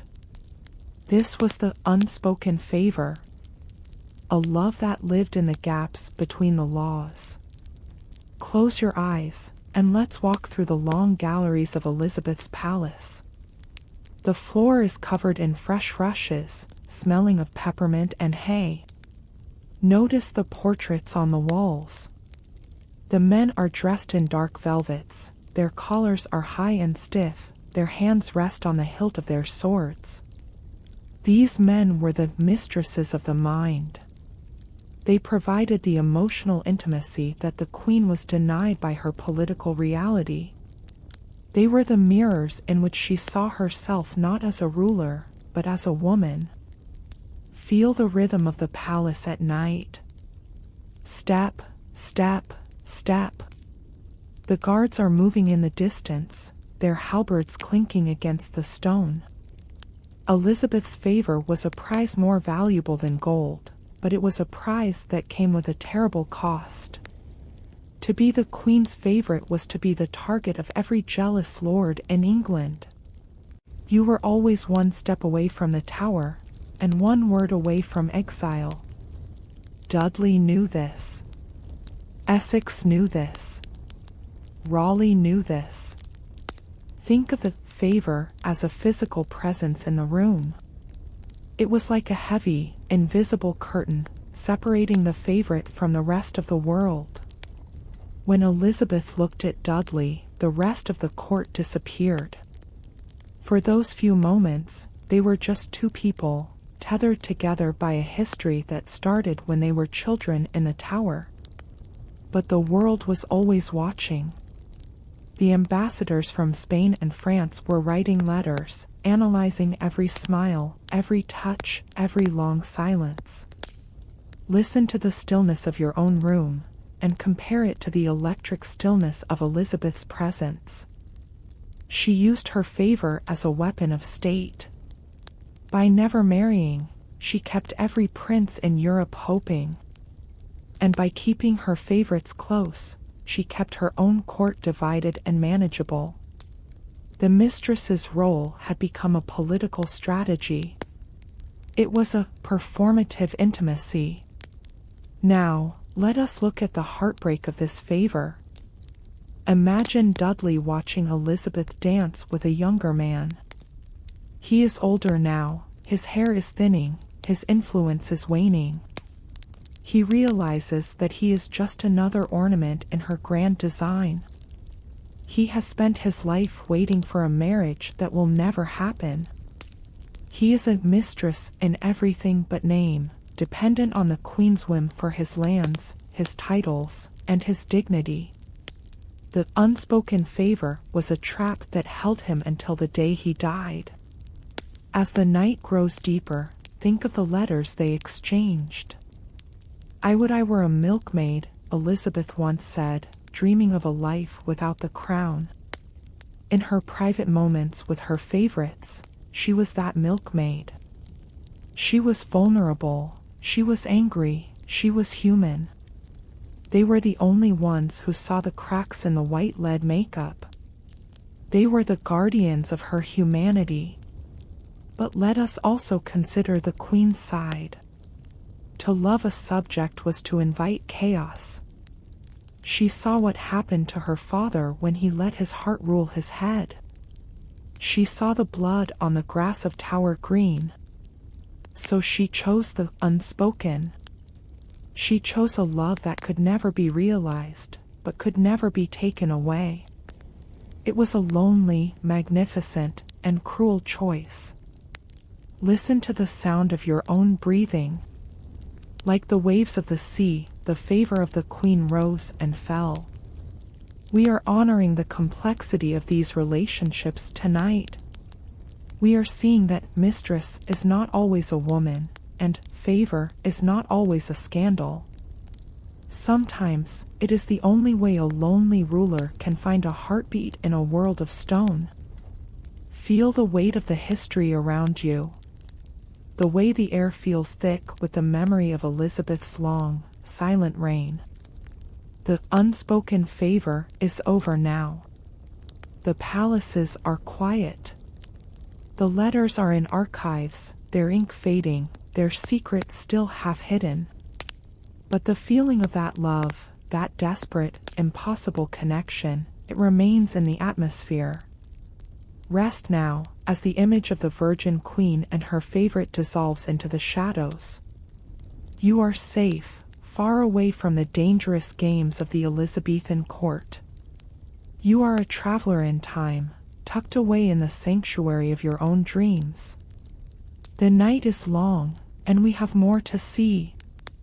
We are moving forward, leaving the Queen's solar behind, and stepping back into the halls where the favorites became the gatekeepers of power. Sleep, and let the images of the Tudor night wash over you.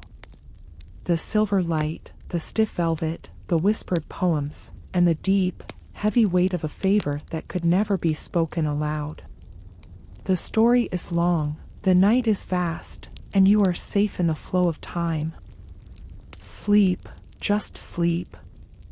As the unspoken favors of the Elizabethan age drift into the quiet recesses of our minds, we return to the very heart of the Tudor palace structure.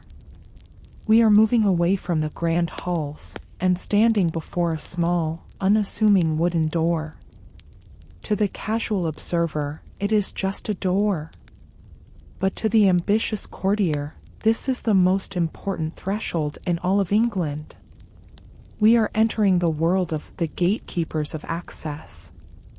Imagine a long, narrow corridor where the shadows are deep and the air is heavy with the scent of floor rushes and expensive candle wax.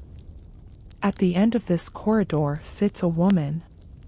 She isn't wearing a crown, she isn't holding a scepter, but she holds something far more valuable, the key to the king's private chambers.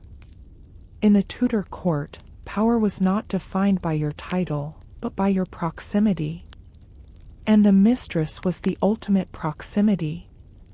She was the gatekeeper. Imagine the sound of a heavy quill scratching against a rough sheet of paper. Scratch, scratch, scratch. This is the sound of petitions being written. Now, imagine the desperate noblemen, the ambitious bishops, the foreign ambassadors, all waiting in the outer galleries. They have spent thousands of gold pieces on their clothes, they have prepared brilliant speeches, but they cannot deliver them. Why? Because the king is behind that small, wooden door, and he has given orders not to be disturbed.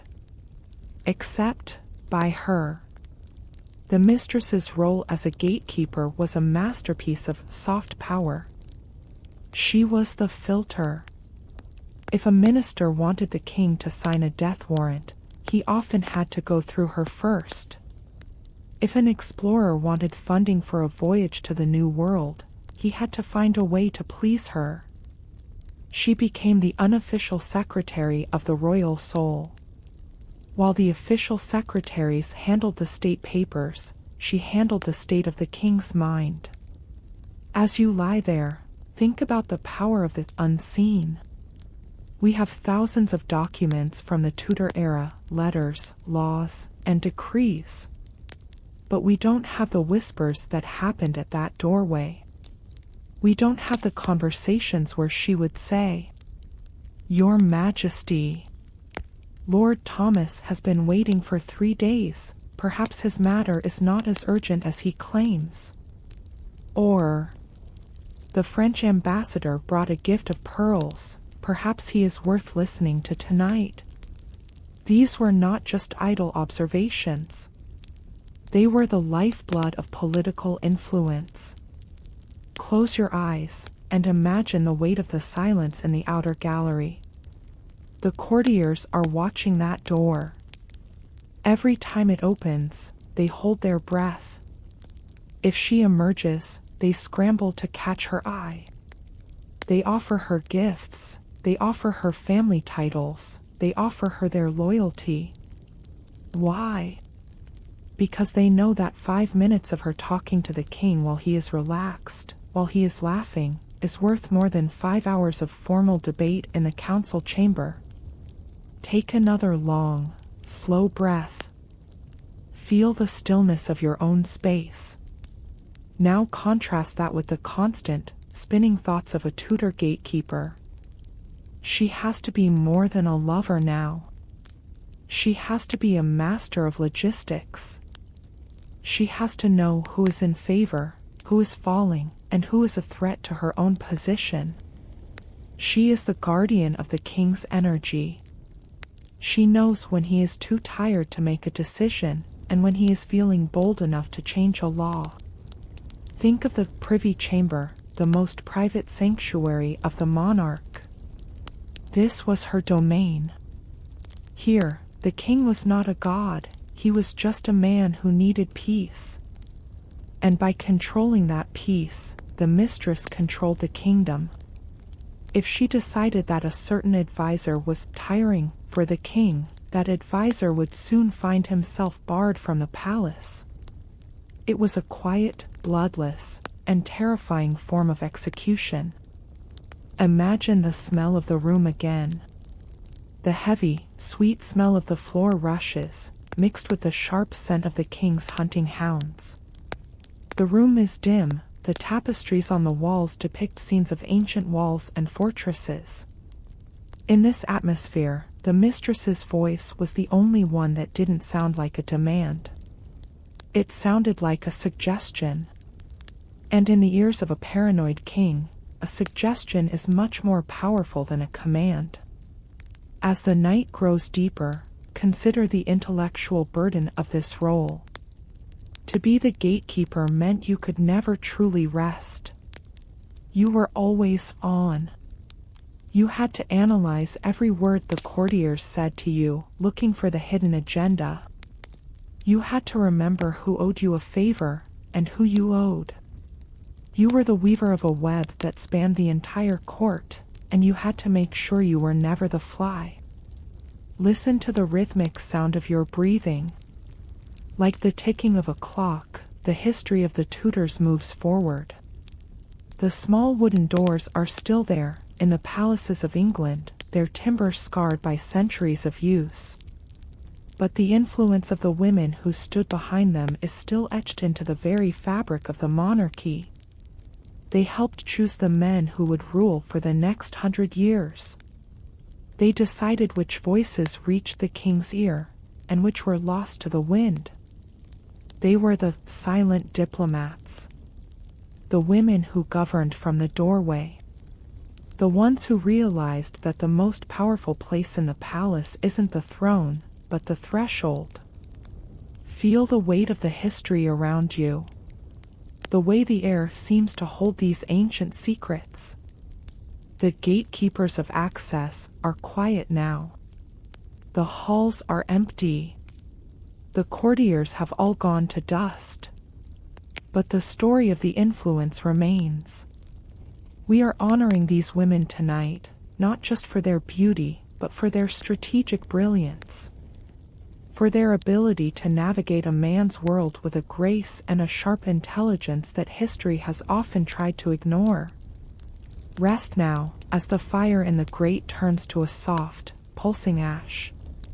You are far away from the dangerous politics of the palace doorway. You are in a place of safety where no decisions need to be made, and no access needs to be granted.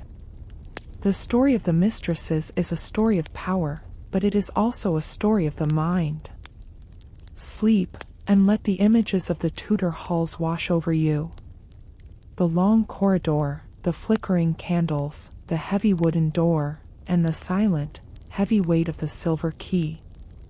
We are moving forward, leaving the gateways behind, and stepping into the chaotic, terrifying world of the Seymour sisters. The story is long, the night is vast, and you are safe in the flow of time.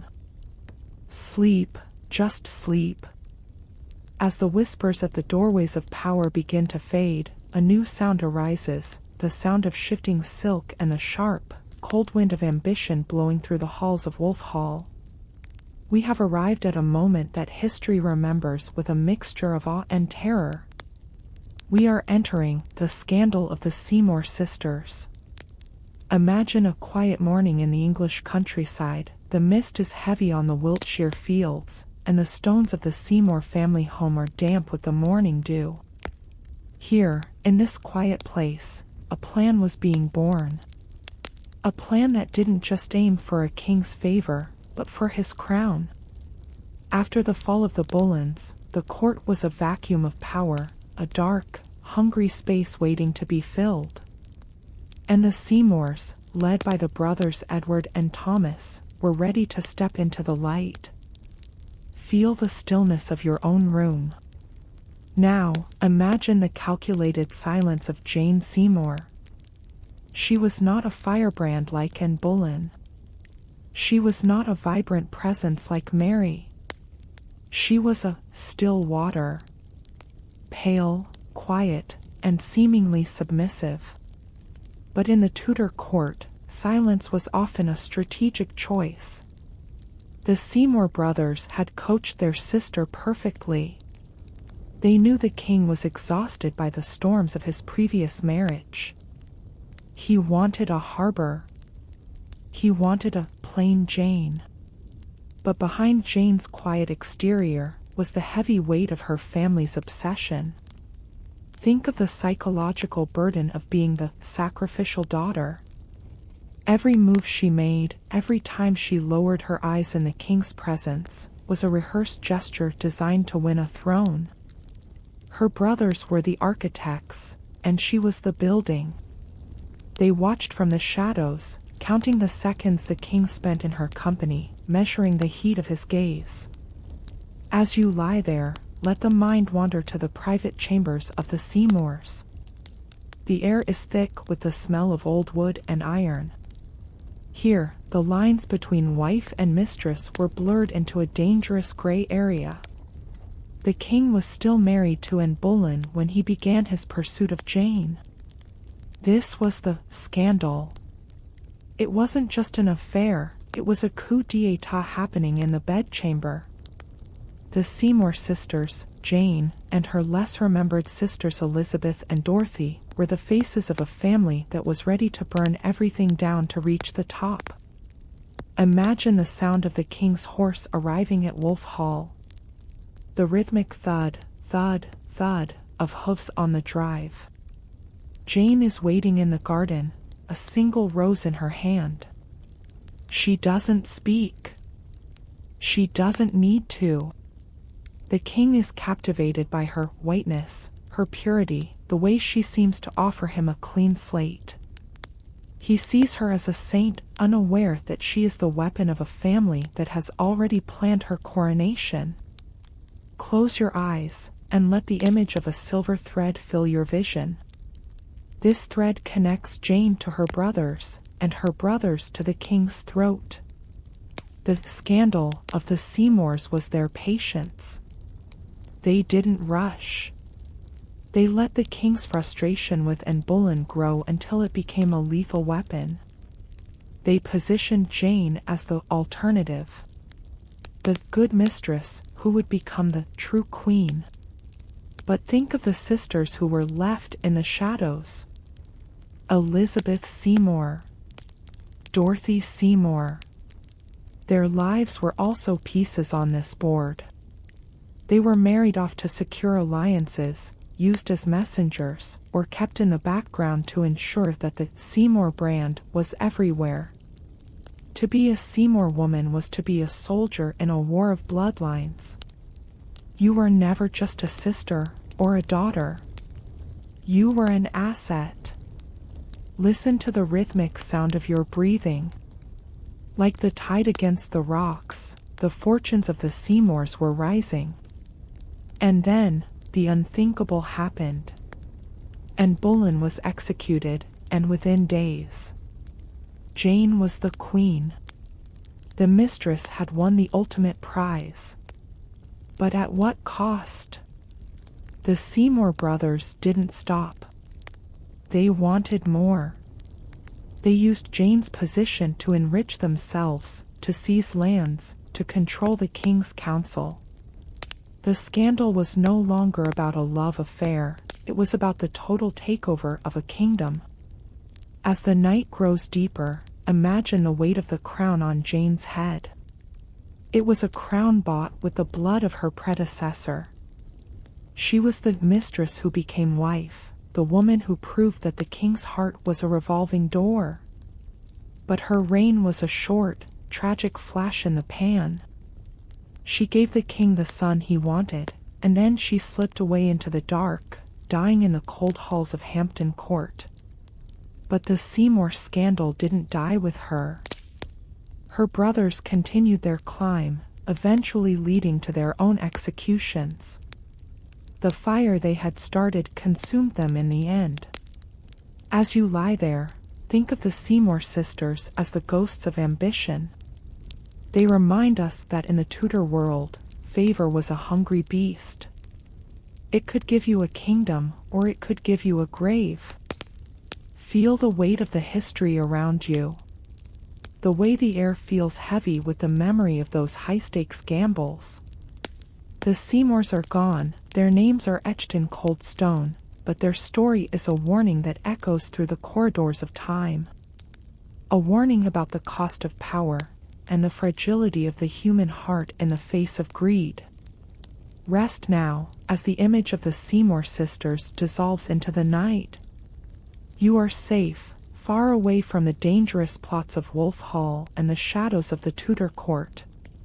You are a traveler in time, tucked away in the sanctuary of your own rest.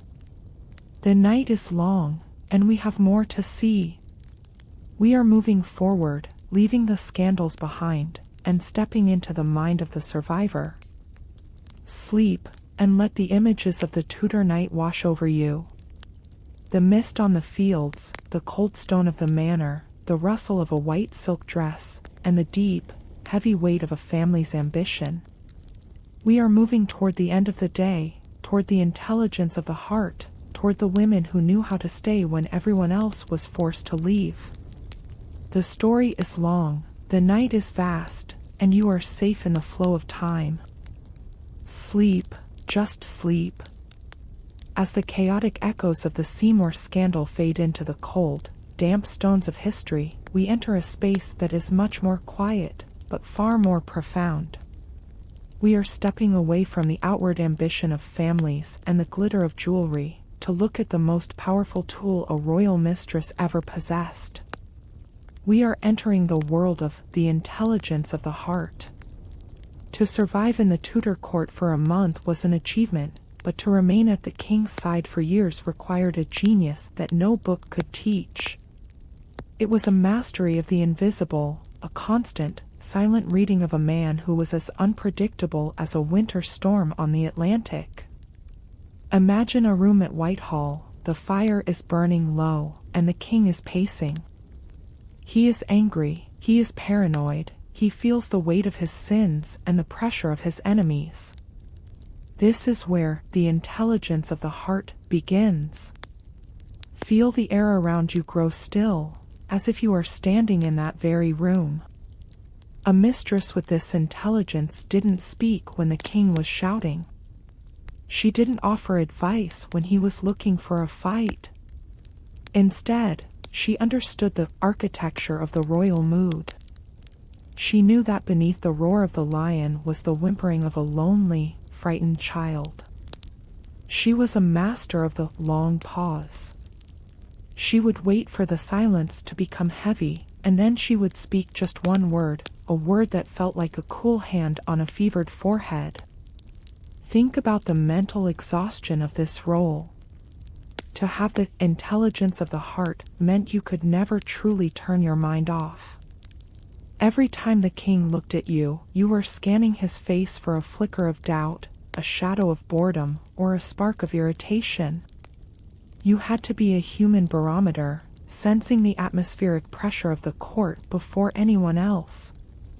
If the king's voice dropped by half a tone, you had to know if it meant intimacy, or if it meant an execution was being planned.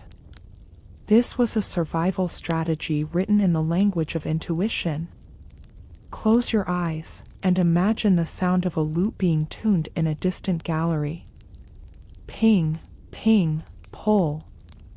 This is how a mistress tuned the king's heart. She knew which strings were tight and which were ready to break. When Henry VIII became older, his leg wound pained him constantly, his body was failing him, and his mind was a maze of paranoia. The women who stayed, the women who survived, were the ones who could navigate that maze in the dark. They didn't use logic, they used resonance. They made themselves the mirror of his needs. As you lay there, think about the concept of strategic silence. Often, the most intelligent thing a mistress could do was to be a vacuum. To let the king pour his fears, his anger, and his secrets into her, knowing that she would never leak them, never use them against him, and never judge him. This created a bond that was stronger than any marriage contract. She became his external conscience, his secret keeper.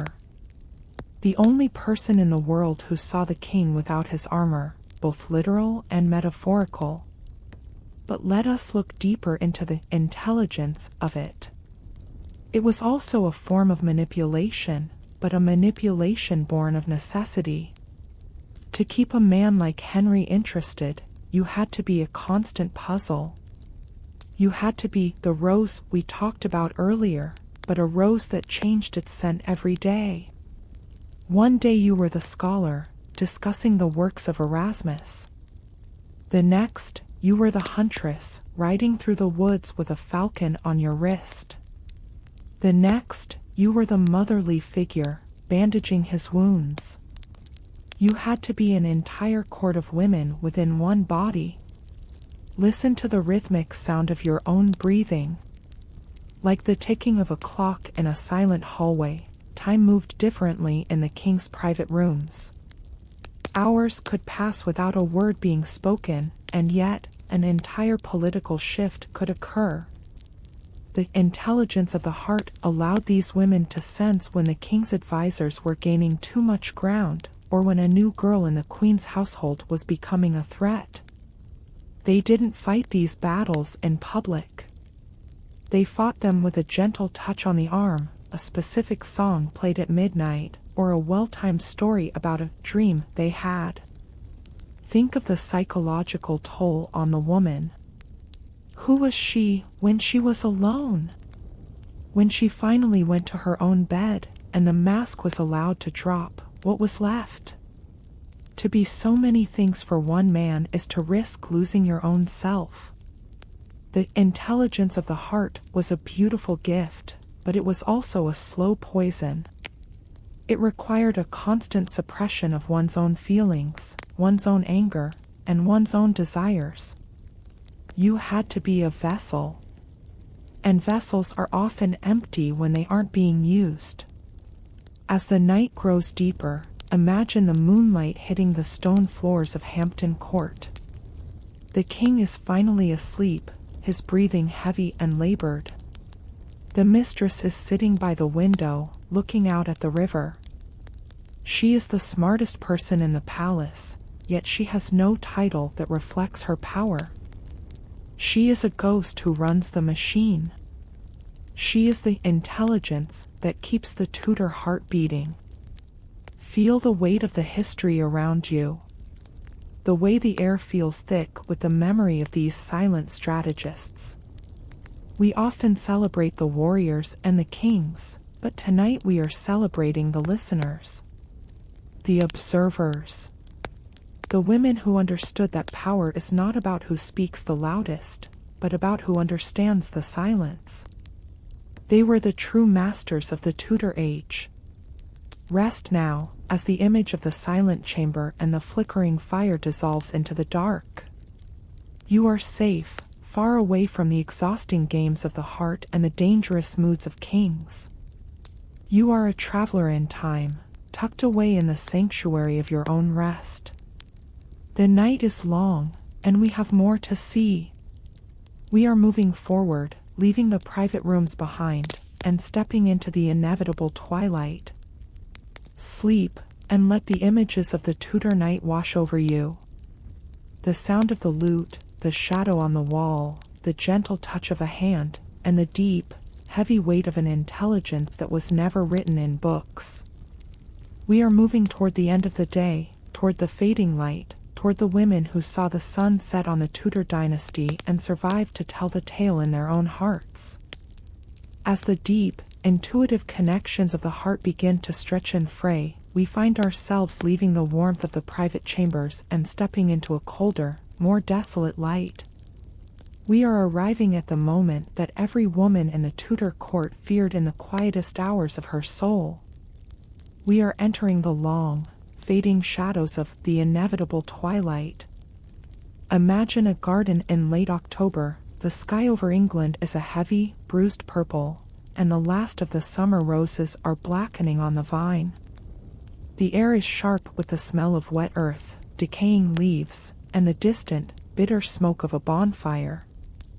This is the atmosphere of the end of favor.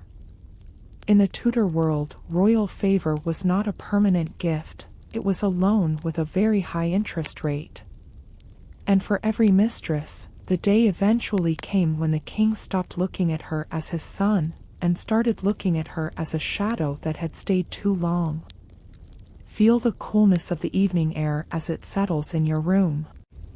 Imagine the sound of a heavy oak door closing, not with a bang, but with a soft, final click. This was how the twilight began. It wasn't always an execution or a scandal. Often, it was simply a lack of invitation. The messages stopped coming. The small notes written in the king's own hand were replaced by formal letters from a secretary, politely suggesting that your presence was needed at your family's country estate for the winter. Think of the psychological impact of this slow erasure. You have spent years as the center of the royal universe.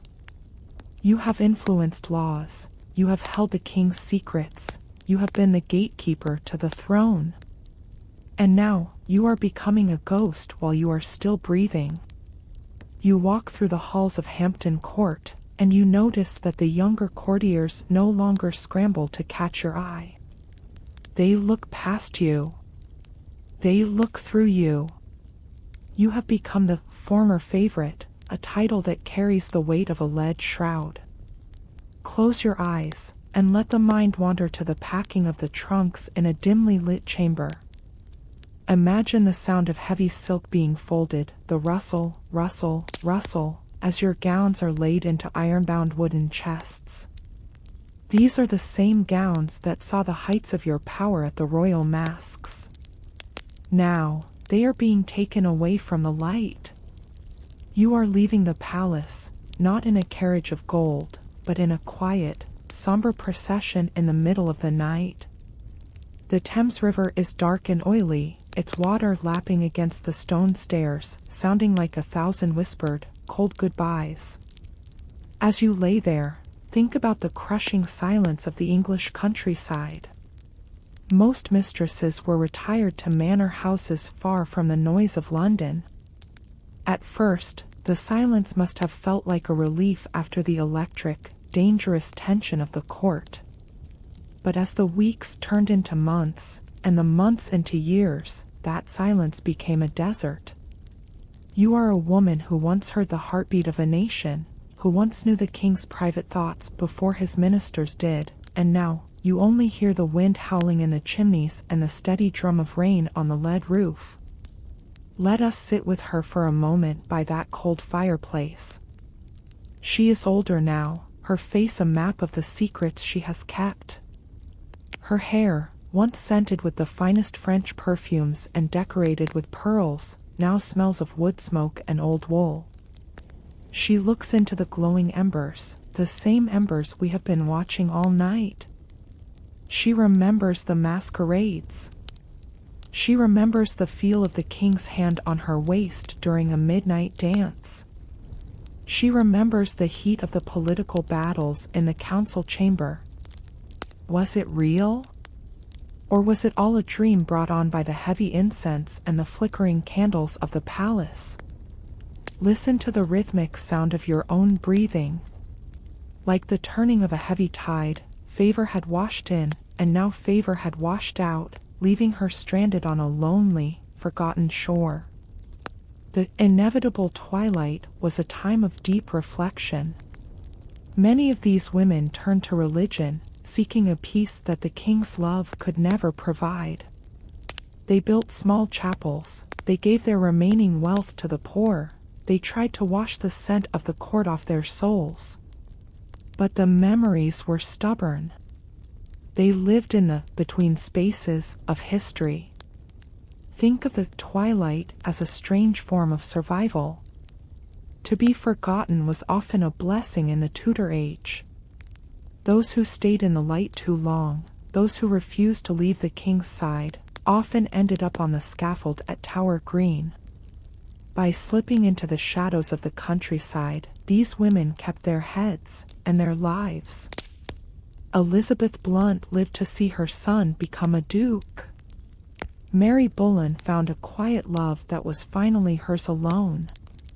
There was a silent, bitter victory in outliving the king's desire.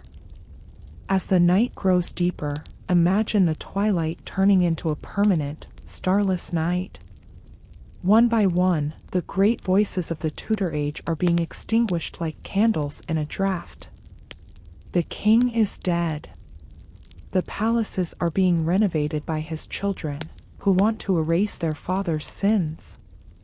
The old secrets are being buried under new laws and new religions. The mistress is now just an old woman in a drafty manor, a woman who has become a legend to her servants and a ghost to her own family. Feel the weight of the history around you. The way the air feels thin, as if the past is being pulled away from us by the hands of time. We are witnessing the end of an era of passion and blood. The mistresses were the barometers of the king's soul, and as his soul darkened with age and paranoia, they were the first to feel the creeping cold. They were the autumn leaves of the Tudor dynasty, beautiful in their decay, falling silently into the soil of England. Rest now, as the image of the darkening manor house and the fading woman dissolves into the evening mist. You are safe, far away from the loneliness of exile and the sadness of being forgotten by a king. You are a traveler in time, tucked away in the sanctuary of your own deep rest. The night is long, and we have nearly reached the end of our silent walk through the corridors. We are moving forward, leaving the twilight behind, and stepping into the legacy of the bloodline. Sleep, and let the images of the Tudor night wash over you. The falling leaves, the cold, grey river, the empty throne room, and the deep, heavy weight of a glory that has passed away into the dust. We are moving toward the dawn, toward the children who carried these secrets in their very veins, toward the final reflection on what it truly meant to be a royal mistress in an age of giants. The story is long, the night is vast, and you are safe in the flow of time. Your eyes are heavy, your heart is calm. The twilight has come, and with it, the peace of the night. Sleep, just sleep.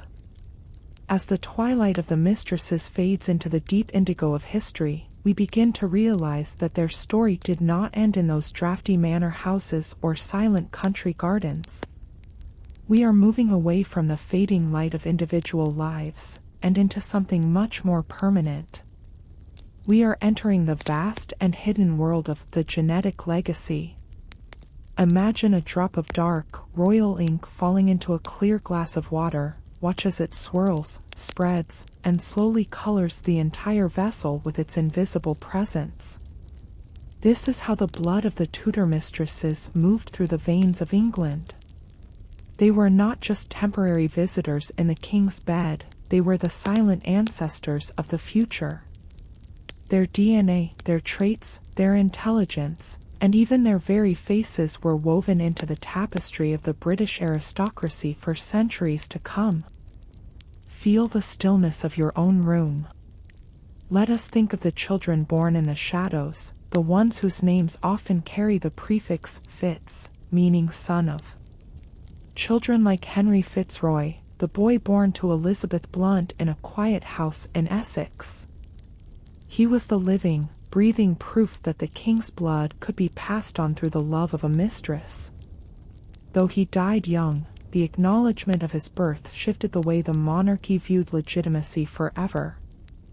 He was the first bridge between the hidden world of the mistress and the public world of the throne. But let us look deeper at the Boleyn bloodline. While Boleyn's name became a legend of tragedy, it was her sister Mary whose genetic footprint would be the most enduring. Mary's children, Catherine and Henry Carey, were raised at the heart of the court. For centuries, historians have whispered about their true father. Many believed they were the king's children in all but name. As you lie there, imagine the Carey family tree spreading its branches like an ancient oak.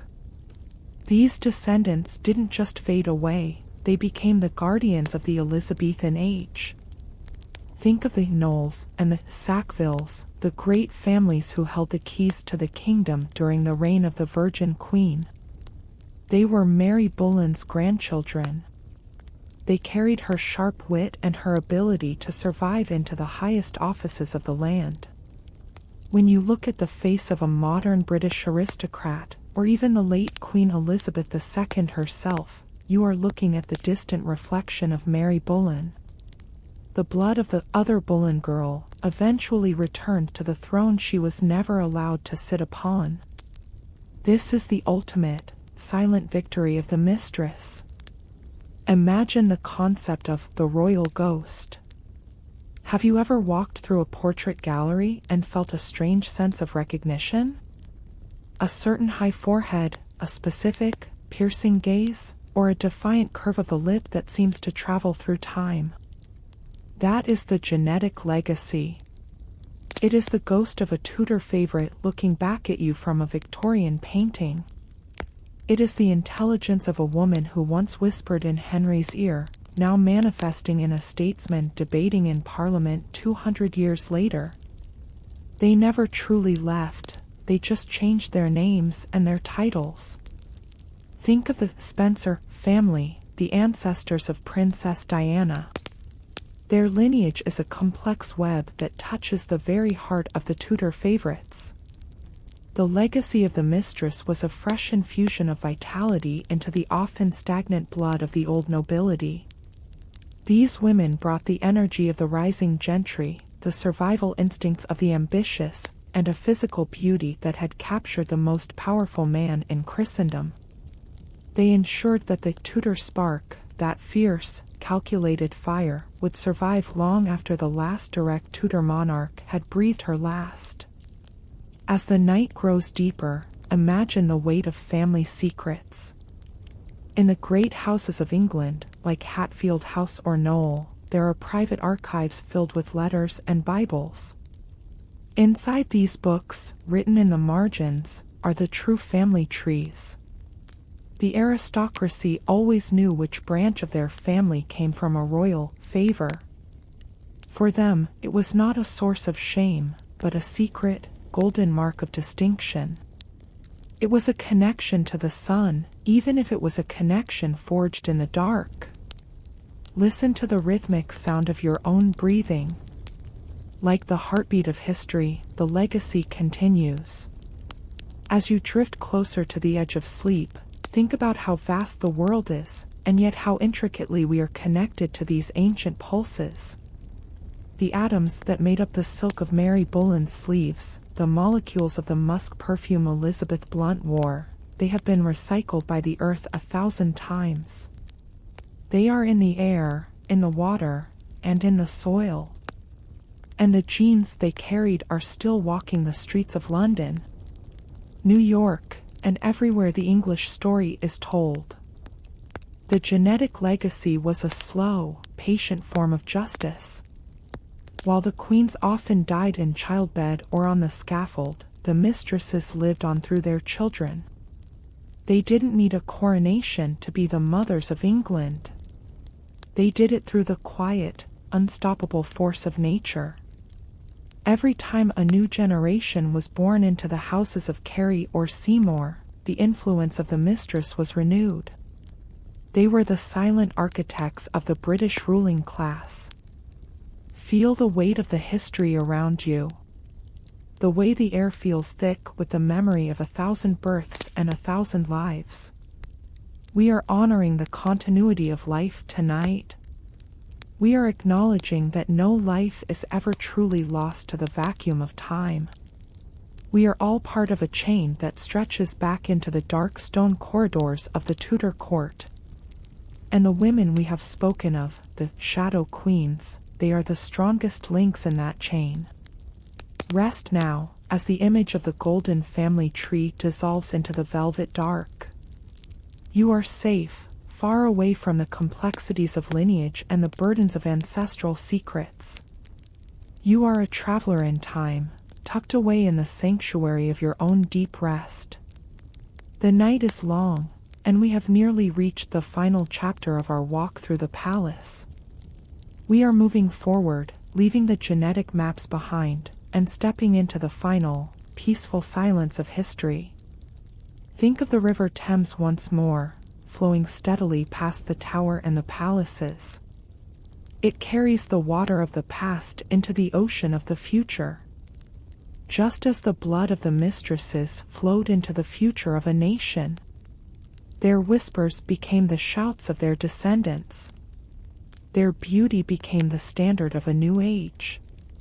Their survival became the DNA of a kingdom. Sleep now, and let the images of the Tudor night wash over you. The golden threads, the swirling ink, the familiar faces in old portraits, and the deep, heavy weight of a bloodline that refused to be forgotten. Your heart is calm, your mind is quiet. The legacy is secure, and you are free to let go. Sleep, just sleep. We have reached a place in our journey where the air feels thin, and the names we have spoken tonight begin to feel like dissolving smoke. We are standing at the edge of a great, silent ocean that has swallowed the truth for 500 years. This is the erasure of history. Imagine an old, leather-bound chronicle sitting on a shelf in a dusty archive. The ink is black, the handwriting is precise, and it tells the story of kings, of battles, and of treaties signed in gold. But if you look closely at the pages, you will see something strange. There are gaps. There are places where the ink has been scratched away by a sharp blade. There are names that have been crossed out so many times they are now just dark smudges on the parchment. These are the spaces where the royal mistresses used to live. For centuries, the people who wrote the history of the Tudors were men with a specific purpose. They wanted to present the monarchy as a holy institution, a line of kings and queens chosen by God. In their world, there was no room for the shadow queen. There was no room for the woman who held the king's heart without a crown. To them, these women were a messiness, a scandal, a footnote that needed to be deleted to keep the story clean. Close your eyes and imagine a fireplace in the year 1550. A man in a dark robe is throwing bundles of letters into the flames. You can see the elegant, flowing script of a woman's hand turning to gray ash. These were the letters that described the king's true feelings, the letters that detailed the political advice she gave him, the letters that proved she was more than just a distraction. With every letter that burned, a piece of her soul was erased from the record of mankind. This was a deliberate, systematic silencing of 1,000 whispers. The erasure of history is not always a sudden fire. Often, it is a slow, quiet process of neglect. It is the way a historian in the Victorian era would write 10 chapters about a king's tax reforms, but only one sentence about the woman who sat by his side for 10 years. It is the way we are taught the names of the 6 wives, but never the names of the women who paved the way for them. By making these women invisible, history tried to strip them of their power. It tried to turn them back into ghosts before they were even dead. Let us walk together through a portrait gallery that has been curated by time. See the many portraits of Henry VIII, looking massive and invincible in his furs. But where are the women? Many of their portraits were destroyed, or left in damp basements to rot, or simply relabeled as unknown lady. To lose your name is the ultimate exile. Imagine being a woman who once decided the fate of a nation, only to have your face sold at an auction 300 years later as anonymous. This is the cold, unyielding reality of the erasure. The world preferred a simpler story. They wanted a story of saints and sinners, not a story of complex women navigating a world that gave them no legal rights. It was easier to call a mistress a temptress than to admit she was a diplomat. It was easier to label her a scandal than to recognize her as a mother of the English Reformation. The erasure was an act of comfort for the people who came later, people who didn't want to admit that the throne of England was often built on the soft pillows of a mistress's chamber. As you lie there in the deep stillness of the night, think about the voices that were never recorded. The ladies-in-waiting who saw everything but said nothing. The servants who carried the secret messages and then took those secrets to their graves. History is a puzzle with half the pieces missing. And the pieces that are missing are almost always the ones that belonged to the women. We are trying to find those pieces tonight, in the shadows, in the gaps, in the silences. Listen to the rhythmic, heavy sound of time passing. It is like the slow dripping of water on stone, eventually wearing away even the deepest carvings. But there is something the erasers forgot. You can burn the letters, you can destroy the portraits, you can cross out the names, but you cannot remove the impact. The laws that were changed because of a mistress's whisper still exist. The children they bore still walk the earth. The palaces they helped design still stand. The erasure was never complete, because the truth is written into the very stone of England itself. We are performing an act of restoration tonight. By speaking their names, by imagining their rooms, by feeling their fears, we are bringing them back from the exile of the archives. We are saying that their lives mattered. We are saying that the Shadow Queen was just as real as the one who wore the gold. Every word I speak is a strike against that ancient blade that tried to scratch their names away. Think of the erasure as a blanket of snow that has covered a garden. Everything looks white, flat, and empty. But beneath that snow, the roots are still there. The roses we talked about earlier, the thorns, the soil, it is all waiting.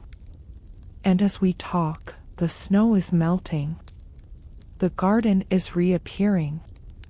We are seeing the Tudor court not as a tidy list of kings, but as a living, breathing, messy, and beautiful human drama. Take comfort in the fact that nothing is ever truly forgotten. The universe keeps its own record. Every heartbeat, every sigh, every whispered secret is held in the memory of the walls. We are just the listeners, the ones who have decided to pay attention. The mistresses of the Tudor court are no longer erased. They are here, in the quiet of this room, in the flow of this story, in the heart of our shared imagination. Feel the weight of the history around you. The way the air feels full again, no longer empty, no longer thin. The erasure is being undone. The ink is reappearing on the page. The names are being spoken aloud once more. We have traveled through the corridors, the manors, and the hearts of these women, and we have found them. They were never truly gone, they were just waiting for someone to look for them in the dark. Rest now, as the image of the dusty archive and the flickering fire dissolves into a peaceful, golden light. You are safe, far away from the pens of the historians and the judgments of the past.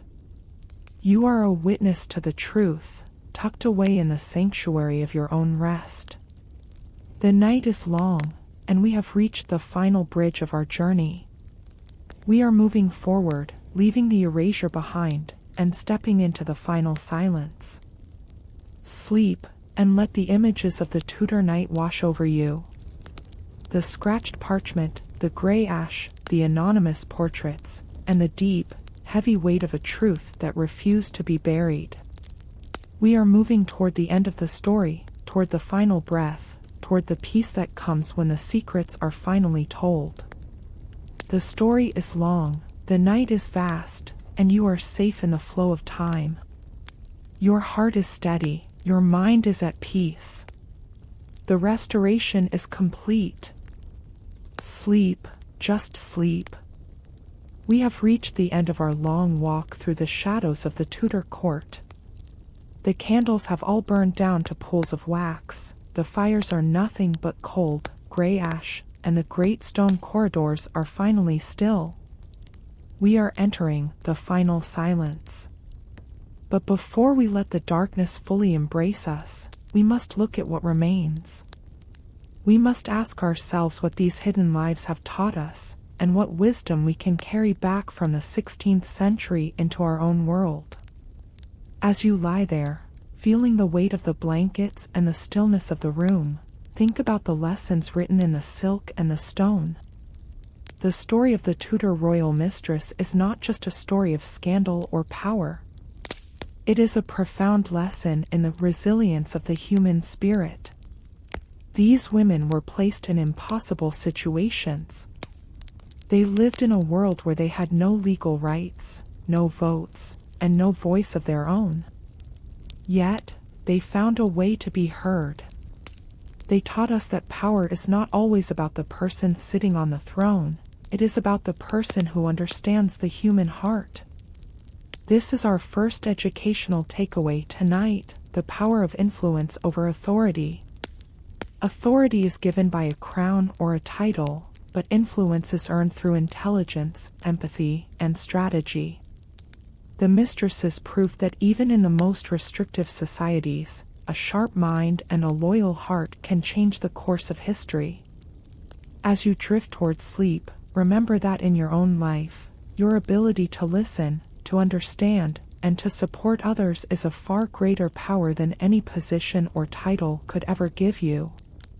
But there is a deeper, more somber lesson in the final silence.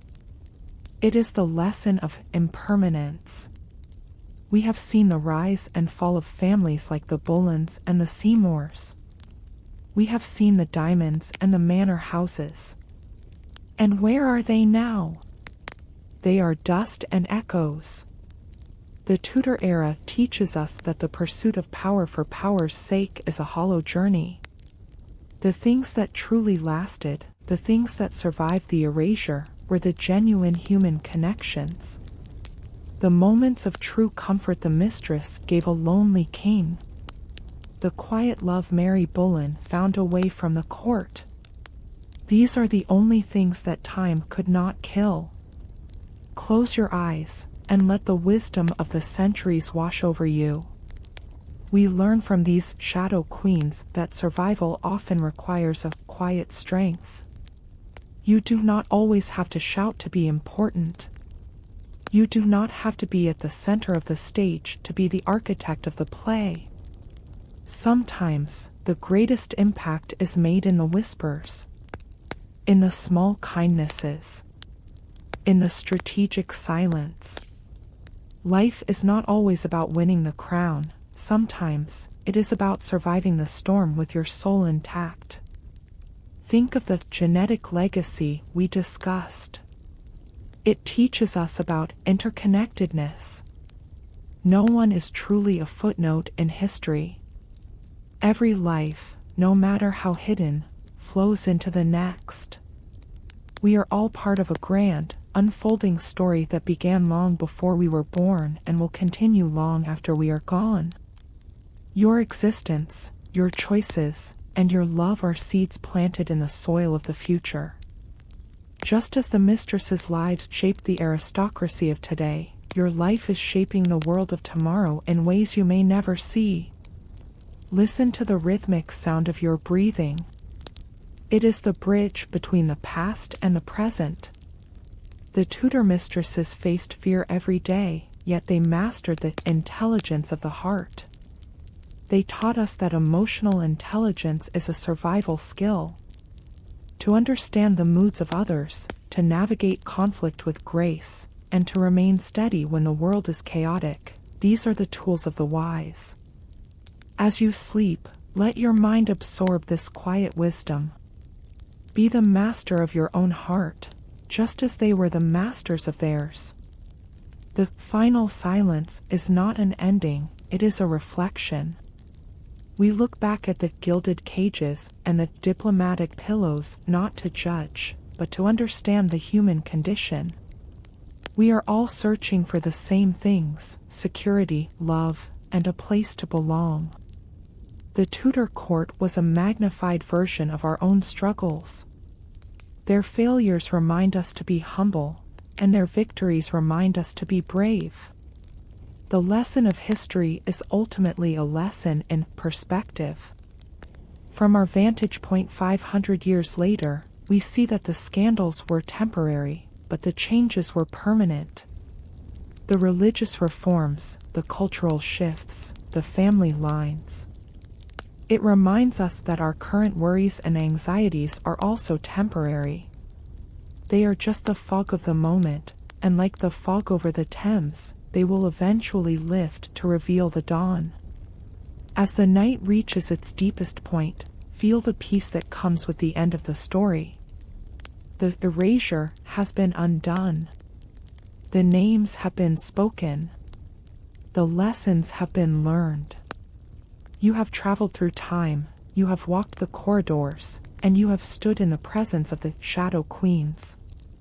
They are at rest now, and so can you be.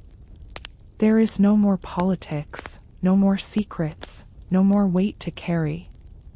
The history of the Tudor royal mistresses is a gift of understanding.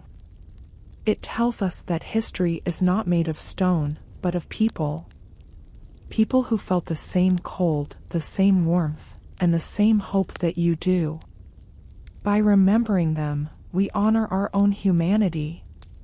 We realize that we are never truly alone in our struggles, for we walk a path that has been trodden by millions before us. Feel the weight of the history around you, but let it be a comfort, not a burden. It is the weight of a thick, warm quilt that has been passed down through generations. The final silence is here. The story is complete. The educational journey is finished. Now, there is only the quiet, and the drift into the dream world where the past and the present are one. Rest your mind. Let the images of the Tudor world dissolve into a soft, golden mist. The stone walls are fading. The candles are gone.